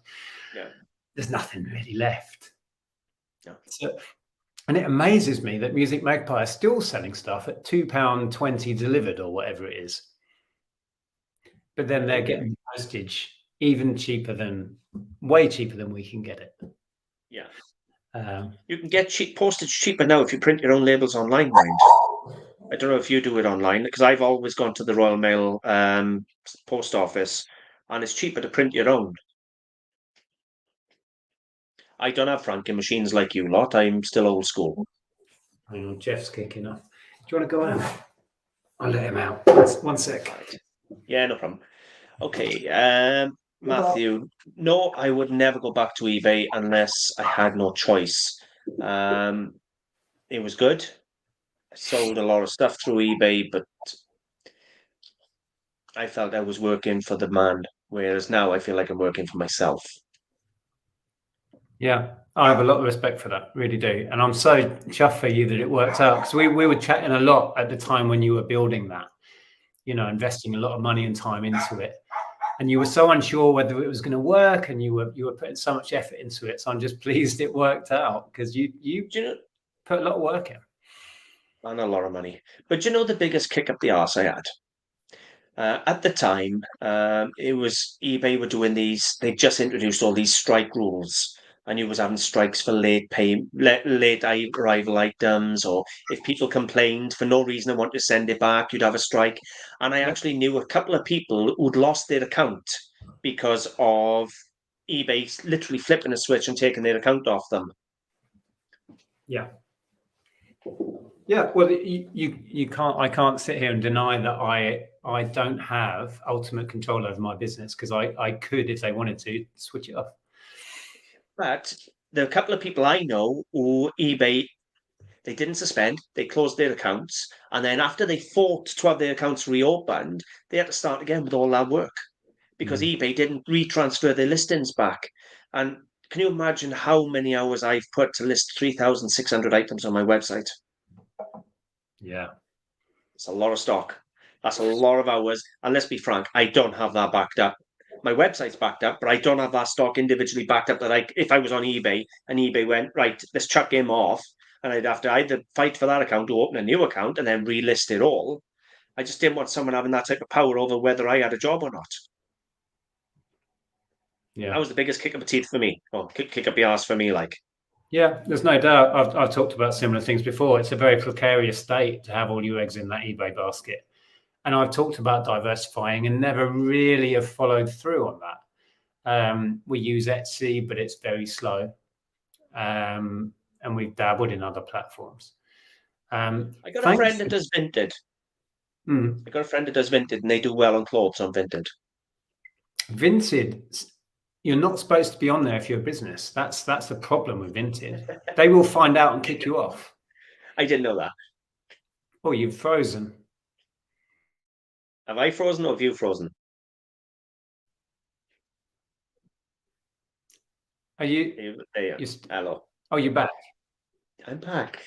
I don't know which one of us was. Was it me? Was it? Can I'm you hear not me? sure. Everything went black. That's fine, as long as you can hear me. Right, where we go. I'm a small scale and I aim to make 600 a month to pay my mortgage. I want to be able to say eBay bought my house. Oh, that was the video I put out. Did you really? Yeah, I had a. Marvelous. You might have to go and watch it. It's quite an amusing one. I put a post on Instagram where I took a picture of the back of the house, and I was just having one of those moments where I was amazed how far buying and selling has taken us to this point where we own this house outright. And somebody blatantly put on there, rubbish. You didn't buy that through reselling. It's impossible. You must have had a massive inheritance or whatever. And it didn't bother me, but I thought it was a good way to make a video and explain to people who maybe don't know how I got to where I am. And I made a video explaining, yes, I do own this house outright, all through reselling. When we started, I was renting a house when we started our business. So we've come all the way to here through reselling and paid off the mortgage. And I was just sharing the story, really. Well, anybody who doubts that, I started borrowing money off mum and dad, buying at auction to sell on for a couple of pound, and having free stuff off the family. That's where I started. And if you go and look at my website now, we'll match any top website out there. So it can be done. It can be done even now. If you want to start now, anybody can do it. Mm-hmm. Well, I genuinely believe that. Yeah, but it all comes down to you. Your story comes down to your willingness to learn. And I know how many books you've read and stuff. You know what I mean? You haven't just sat back and it's happened to you. You've made it happen. The same way we worked 10 years on the high street to buy the house, right? Yeah. So, I mean, we actually paid it off in 6 years, but that was working flat out very near 7 days a week and throwing all our money into the house, right? That just didn't happen to us. We sat down and thought about it and made it happen. I'm a firm believer that anything any other man or woman has done, anybody else can do.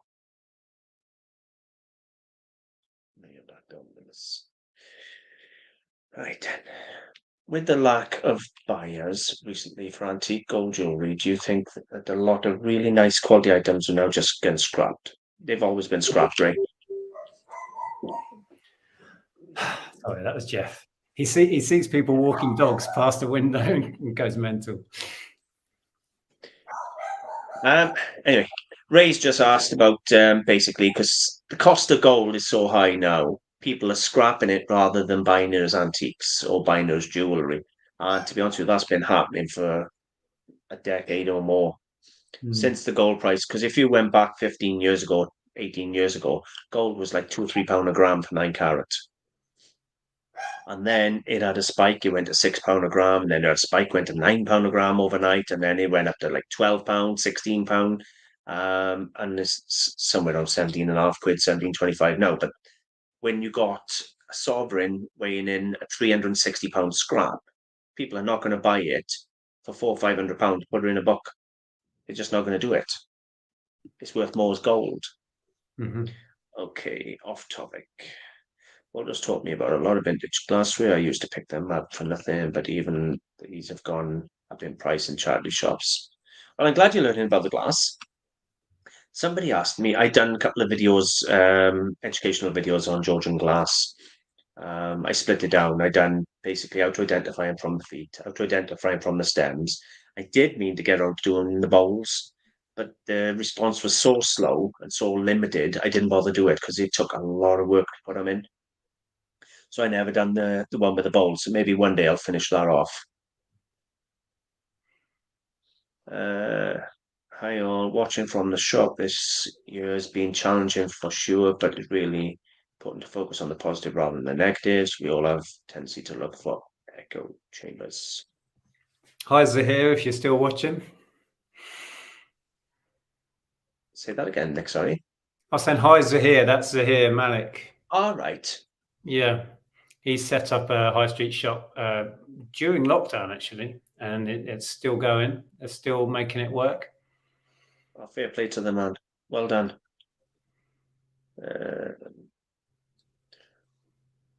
Yeah, there's not a bank left open around here, I don't think. All the banks are shut in. But that is another thing altogether. That's because they want us on digital currency. They don't want us dealing cash. Mm. That's the way I feel with that anyway. Yeah, Barclays in this, our nearest Barclays is going. We're currently with Barclays, so that branch is going soon. In the last 3 or 4 years, I think 7 or 8 branches around here have shut down. We got to travel to a city now to get to access a bank, an actual bank. But let's be totally frank, all right? If somebody buys something for £50 cash, it's still worth £50 cash. The next person buy it is still worth £50 cash. But if you do it through a bank transfer, digital currency, every single time it's 1.5% gone. They take a And cut. after 10, 15, 20, 30 trades with that £50 been spent, it's worth what, 10, 15 quid. Whereas if you spend it cash, it's still worth 50 quid. So they want us on digital currency so they get their cuts. Yeah, they make a lot more money with everybody going around dabbing the card. For every, it's like the shop over there. There's no restriction. You can go over the shop now and buy a pint of milk and put it on your card. It used to be £5 minimum, but now and they'll take their pennies here. They all add up. Yeah, I know what you're saying, and they're trying to get. I don't see how they can properly get rid of cash. There will be such a pushback against it if they try and get rid of cash. yes. I can't see them managing it. We'll Maybe. see. Because slowly but surely the boot sales are going in, eh? They're all going online. That's what this Facebook Marketplace is. This event is effectively a boot sale. I've seen boot sale holders having the little, sum up things, tap here. We went to a yard sale and the guy said, "Don't worry, I'll take card." And he popped out his little thingy. Beep. Yeah, I got one. I got a little ZE I have. When I used to have a PayPal card reader, I got a ZE because I used to have the shop. I can take card at the boot sale. Nice. So does that? But even you can. You've got a PayPal account. PayPal give you a virtual terminal. So all you got to do is log on to your phone on PayPal, click on virtual terminal, and you can type in someone's credit card details and take a payment off their credit card. Yeah. Yeah. So all you need is some data on your phone, and you can do it from anywhere. Yeah. Yeah. Yeah. Amazing how far it's come. Marketplace is good cash cow. I agree totally. It's appalling when some people who work are relying on food banks. Genuinely, I work probably 6, 7 days a week. My wife works 4 nights a week as a care worker, and honest to God, our bills probably are astronomical. We certainly haven't got money to throw around to spare. So I dread to think how single mothers and things like that are coping. We are feeling in. We're a two-parent working family, like. Yeah, it's because all the basics have gone up. Fuel, food. How long have we been going? Ages. We're nearly at the bottom of the comments Hour, anyway. hour and 40. Hour and 40. How's that? I have no idea. We were just chatting away. Plumbing's a handy skill to have. It is. And I have bought and sold probably 4 or 5 houses over the last decade. Not as a business, but when I've bought one, lived in it a little bit, done it up, sold it on, upgraded a house, and done it that way. And I done all my own work because I was a plumber. So I also done all the bricklaying, the plastering, and the rest of it. A great skill to have. I mean, I know enough that I've changed taps, I've put in sinks and stuff like that. That's the limit I can do. But even that's quite tricky. Yeah. If you want to save your jobs up until I'm ready to come on vacation, To be honest, I was only messing before, but we have sorted the jobs in the house now. You know what it's like when you buy a new house, you suddenly find all the things they didn't sort out.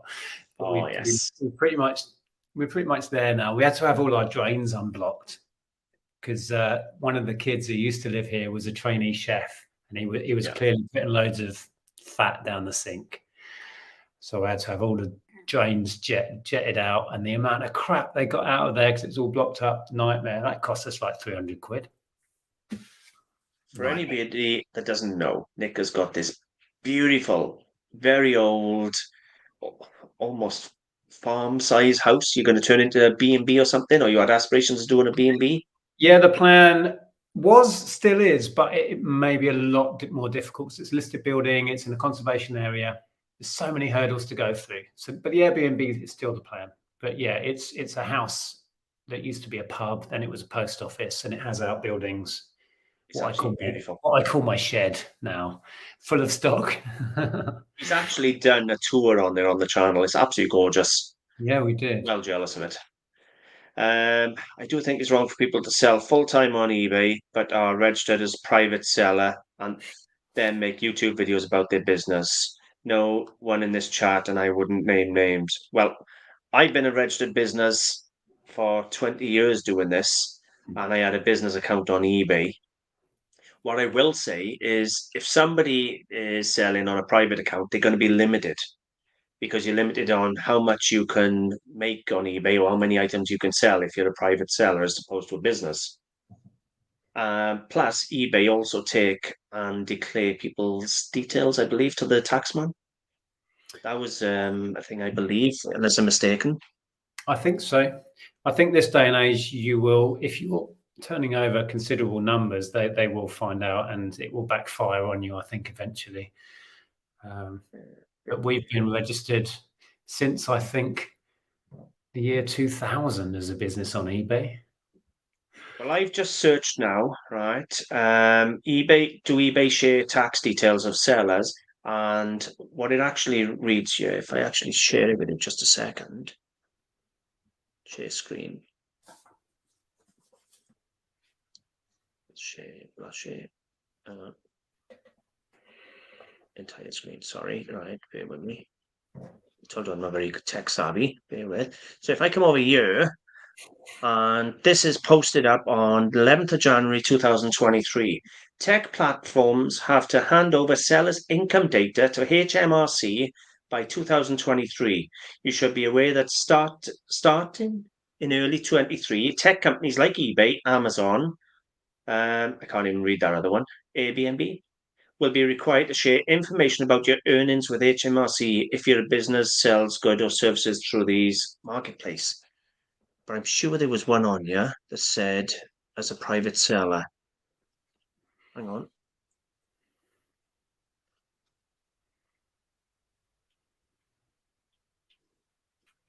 Is this it? Bear with. This is an eBay post. Open up. Right.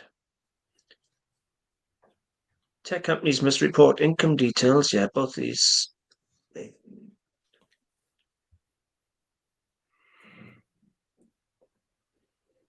Yeah, I'll have to look for it. But I'm 100% sure that I had an email a while back saying that they were required by law now to share even private sellers who earn above a set amount, whether it's £1,000 or 2,000. So because when you register with them, they just send your details to HMRC. So it's up to then HMRC if they want to pursue it. But I'm 100% sure that's for private sellers as well as business. So anybody selling privately needs to be careful if they're doing a little bit of fiddling. Just 100%. Be careful. Anything you're doing in the digital world is going to be traceable. Let's just put it that way. So yes, it's not worth the risk of upsetting the HMRC. I guarantee it. Not from my own. Have them at your backside. Not from my own experience, but being in retail for many years and being self-employed for many years, I've got lots of friends who are, and I've known people that have had run-ins with the HMRC. You don't want it happening, right? Yeah. But be aware. Go in and if you're selling privately on eBay as a business, right? Go in and double check because I'm 100% positive. I've had an email off them because I still have an account even though I don't sell with them. I'm sure I've had one of their spam emails that they send when they update the user agreement and that they report even private sellers' incomes now to HMRC. I'm sure they do. I could be wrong, but I'm almost sure in my head I've read one of those emails. So just have a read and be careful if you are. Did no one see this all come in when COVID hit? All I heard from resellers during COVID was how much everyone was earning and selling and bumping their prices way up. This is all just the fallout. It is and it isn't, because let's be totally honest with you, it's the cost of living causing this crisis with people. And when you got oil companies earning 16 billion in a year profit and food going through the roof because of gas prices, fuel prices for transporting food products and all the rest of it, and the electric in the shops, it's, to be honest with you, it was avoidable, I think. Well, I think a lot of it was avoidable.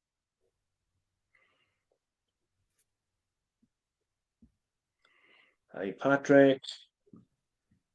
My eBay sales have fallen through the floor. I sell mainly antique candlesticks and lamps and don't even get many view sales to the USA. Have stopped. Don't know if eBay have increased. What's Gap, Nic?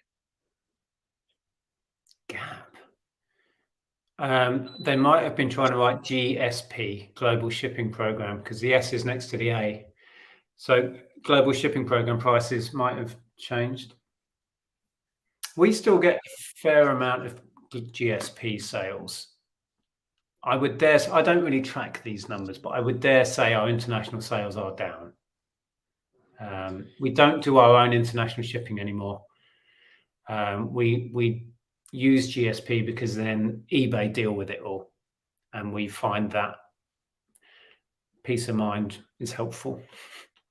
Yeah, but you then only got to cover the item to your shipping company in the UK because they'll take it out, inspect it, rewrap it, and ship it and charge the buyer. Then they decide for whatever they charge. And once eBay are happy they've had it, that's the end of your thing. So if there's an insurance claim against you, that's it done. It doesn't matter.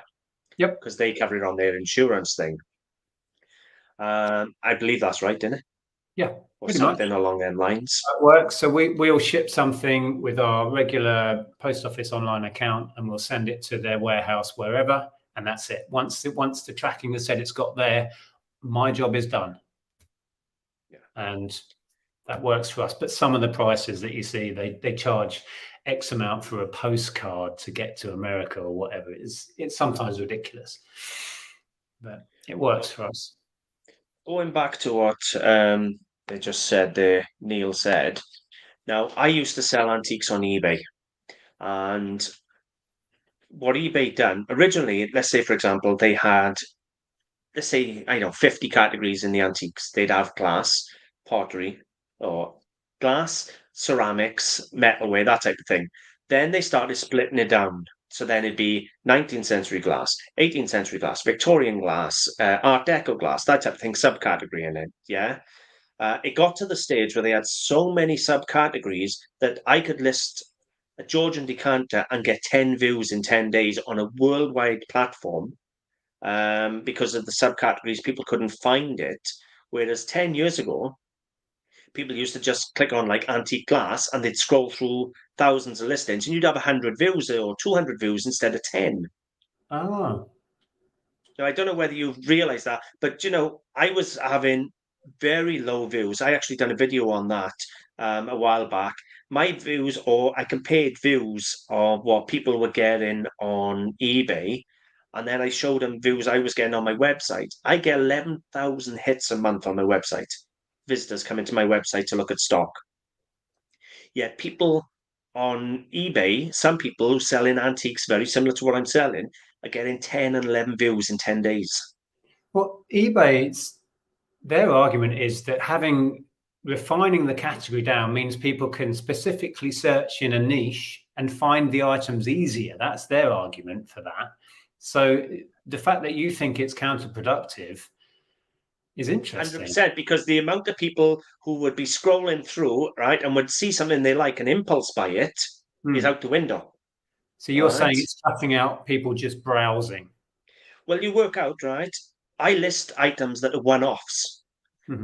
So for people to search for that one-off is a lot less than people who would just browse antique glass and go, wow, look at that bloody thing. I love that. Yeah. It hit me for 6. When they broke the categories up the first time, it knocked me for 6. Then they split them up into more subcategories, and I found my views going down and down and down and down.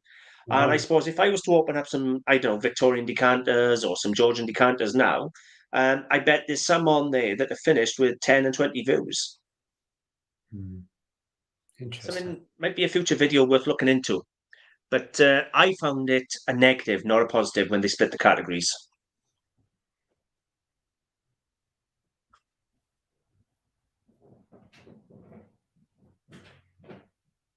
Yeah, Spot Market was where my indoor car boot sale was for every Thursday and Saturday, and the council bought the land off the market, shut the market down. Not just a car boot sale; it was a market as well. So I don't know how they bought the land because they should have been market rights because they'd been there for so long.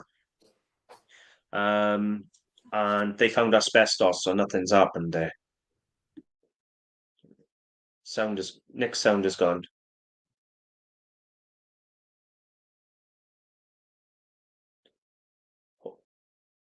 Nick, your sound is off. Sorry, I was just talking to Andrea. So That's all right. That's fine. That's fine. So I can't get it. I'm going to probably have to go on the hour. It'll be 2 hours. Yeah, that's fine.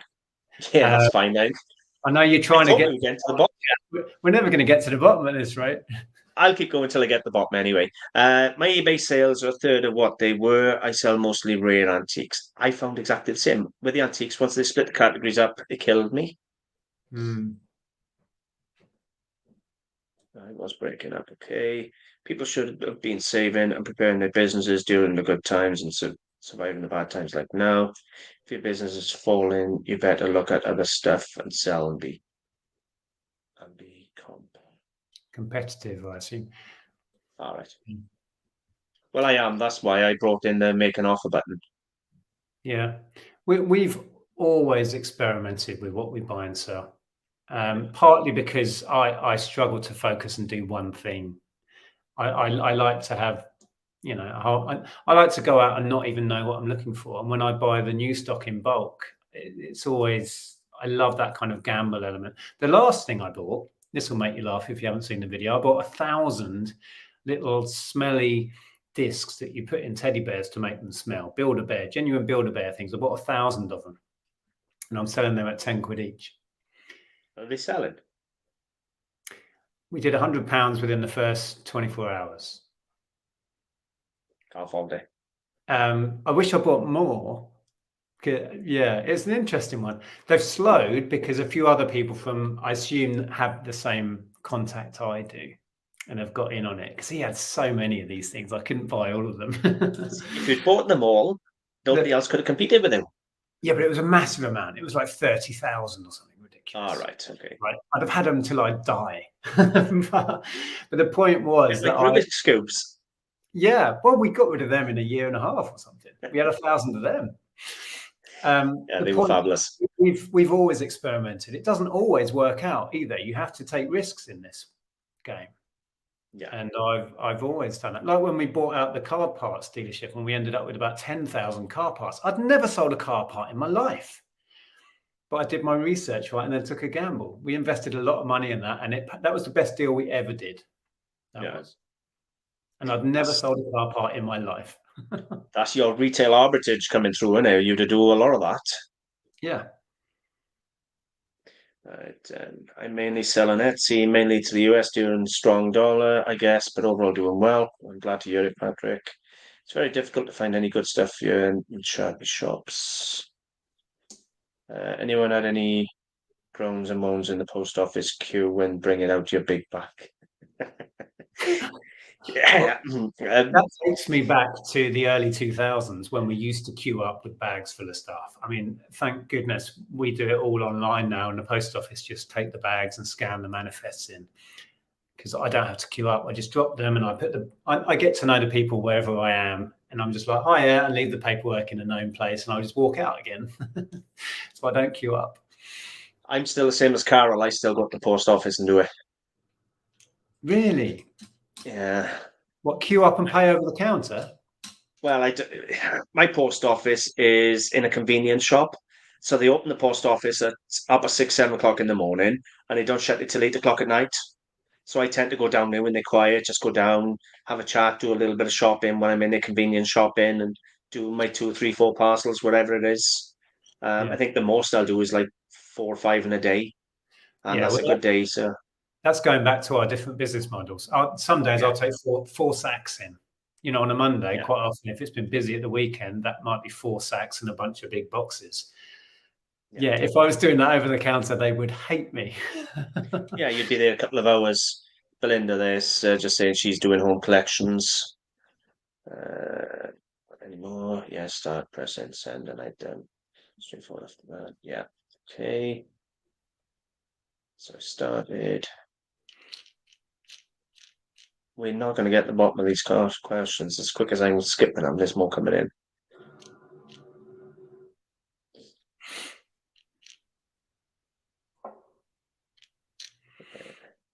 Well, we got a few more minutes, so we'll see. We've had 40 years of reign in Cumbria, and I like that. I feel like that in Wales at the moment, mind, I'll be honest with you. Right, yeah, there's one. I've always seen reselling as not just a job, but also a lifestyle. I eat, drink, and sleep selling 7 days a week. It's the lifestyle, innit? I've never missed anything. Not my first step of my kids, not the first words, not the first concerts, the first. I've never had to say to them, I can't come in because I'm working. Yeah. I'm not accountable to anyone. I work the hours I want and need, and that's the freedom it gives me. Yeah. Freedom is the word, I think, the key word in that for me, because working for someone else was stressful for me. Doing my own thing has its own level of stress sometimes, but that's fine. The freedom more than pays off. I agree with you. That's any lower income you may have, or any more work you have to do, is certainly compensated by that, isn't it? Yeah. Hi, Richard. Hi, Richard. Mind you, these comments are probably from an hour ago. So, hi, Richard, if you're still with us. Yeah, I know I'm slow. It's really hard to find recycling centres. We include those in your app, Nic. There's a question for you. If they have a reuse shop, yes. The kind of anywhere that's buying and selling secondhand goods will be able to be pinned on the app. We've version 2 that will be out after the main launch. We'll have lots more different categories that people can share. At the moment, it's charity shops, and it's quite fixed at that. But we're going to have antique shops like yours would have been applicable to be on the app, Edward. And yeah, thrift shops, pawn shops, recycle centres if they've got a reuse shop for sure. And that will be super handy. There's the one I went to in the recent video, I didn't even know was there, and it's nearer than the one we were using. So I would have found something out using my own app, right? I can't wait to have it up and running, to be honest with you, in Wales. We come in last couple of minutes now. I'll just get through whatever I can get through on the questions. Ian here just saying that he would used to count it off, and now we'd rather just take the money.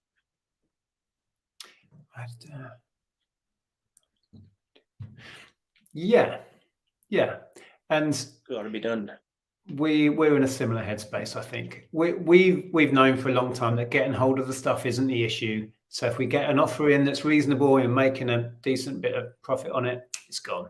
We'll buy something new, buy something else at the weekend and put that on the shelf. No, it's fine. Turn it over. There's had problems with people messing about, basically just messing about with the offers. I tend to find if I have an offer and I accept it, they tend to follow through. To be honest with you, it's normally the ones who are just being pin in the backside with the offer. Hello, Kirsten. Hi, Kirsten. If you're still with us. Yeah, these are at the end. We're almost at the bottom. If did you know on Facebook and sell it. Did you know Kirsten's selling off all her stock because they're moving? Yes, she's doing a 20% sale, isn't she? I think it's 50 now, or on some stuff. I'm not sure. I think some's 50 now because they're hoping to move ASAP. Yeah. Well, go and check out Kirsten's Curiosities. She's got a website as well and on YouTube, and I'm sure she's sharing it on her channel. But go check her out and grab a bargain. If it's 50% off, that's fabulous. I don't think that's online though, so you'll have to go down to Devon and go in the shop. It's not bloody good to me. I'm driving all the way to Devon. You can drive. Just get it, send some photographs. Bear with me. We literally got 2 minutes left, if that. If you're on Facebook, send just see it. 3 plays already. Person that turns up next 2 hours, you have to go.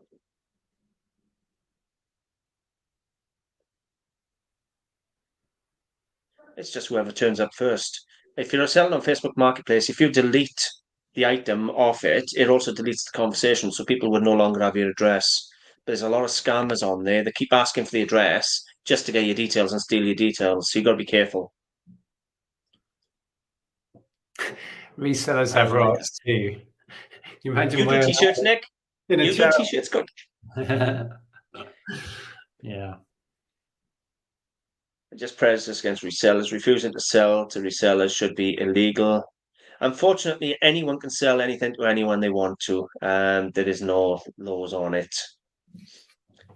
We may have to call it there because Nic's leaving Well, on the hour, and we pretty much get some jobs done. But I mean, you could carry on reading your own chat if you want. But I've got to get some work done. To be honest with you, it's been 2 hours anyway. So for anybody that I don't actually get to, I am very, very sorry. But we have had a nice, interesting chat. I think I think the moral of it is we're all struggling. You just have to just adapt and do what you can, innit? Take offers like Nic just did, and be clever, and try and increase, your selling platforms. Go try Marketplace now; it's free. Do what you need to do to make it work. Right? Nobody said this was easy, and if they did, they lied. Yeah, it's not easy, but it is worth it. Yeah. But we'll leave it there. So everybody who joined in, thank you very, very much. And it was absolutely lovely to get back in and do a film, because I haven't done a film for a couple of weeks. So I haven't done one in a couple of months. So yeah. I hope you can get back into your regular output again, because you've been missed. Andrea sits there watching your videos about the antiques religiously. She loves them. So we need you back.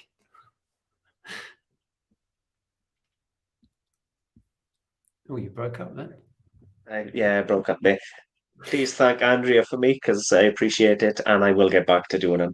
But thank you, everybody. Please go check out Nic's channel. If you're interested in his app, join his channel, and then you can be live with a launch. And go check out Nic's channel, and he'll share all the other channels they've got with you. And thank you very much, everyone who joined in. And hopefully you enjoyed the chat, and like we did. So yeah, bye for now, everyone. Thanks for having me, and we'll do it again sometime. Definitely, mate. Thank you very much. I appreciate it, Nic. Pleasure.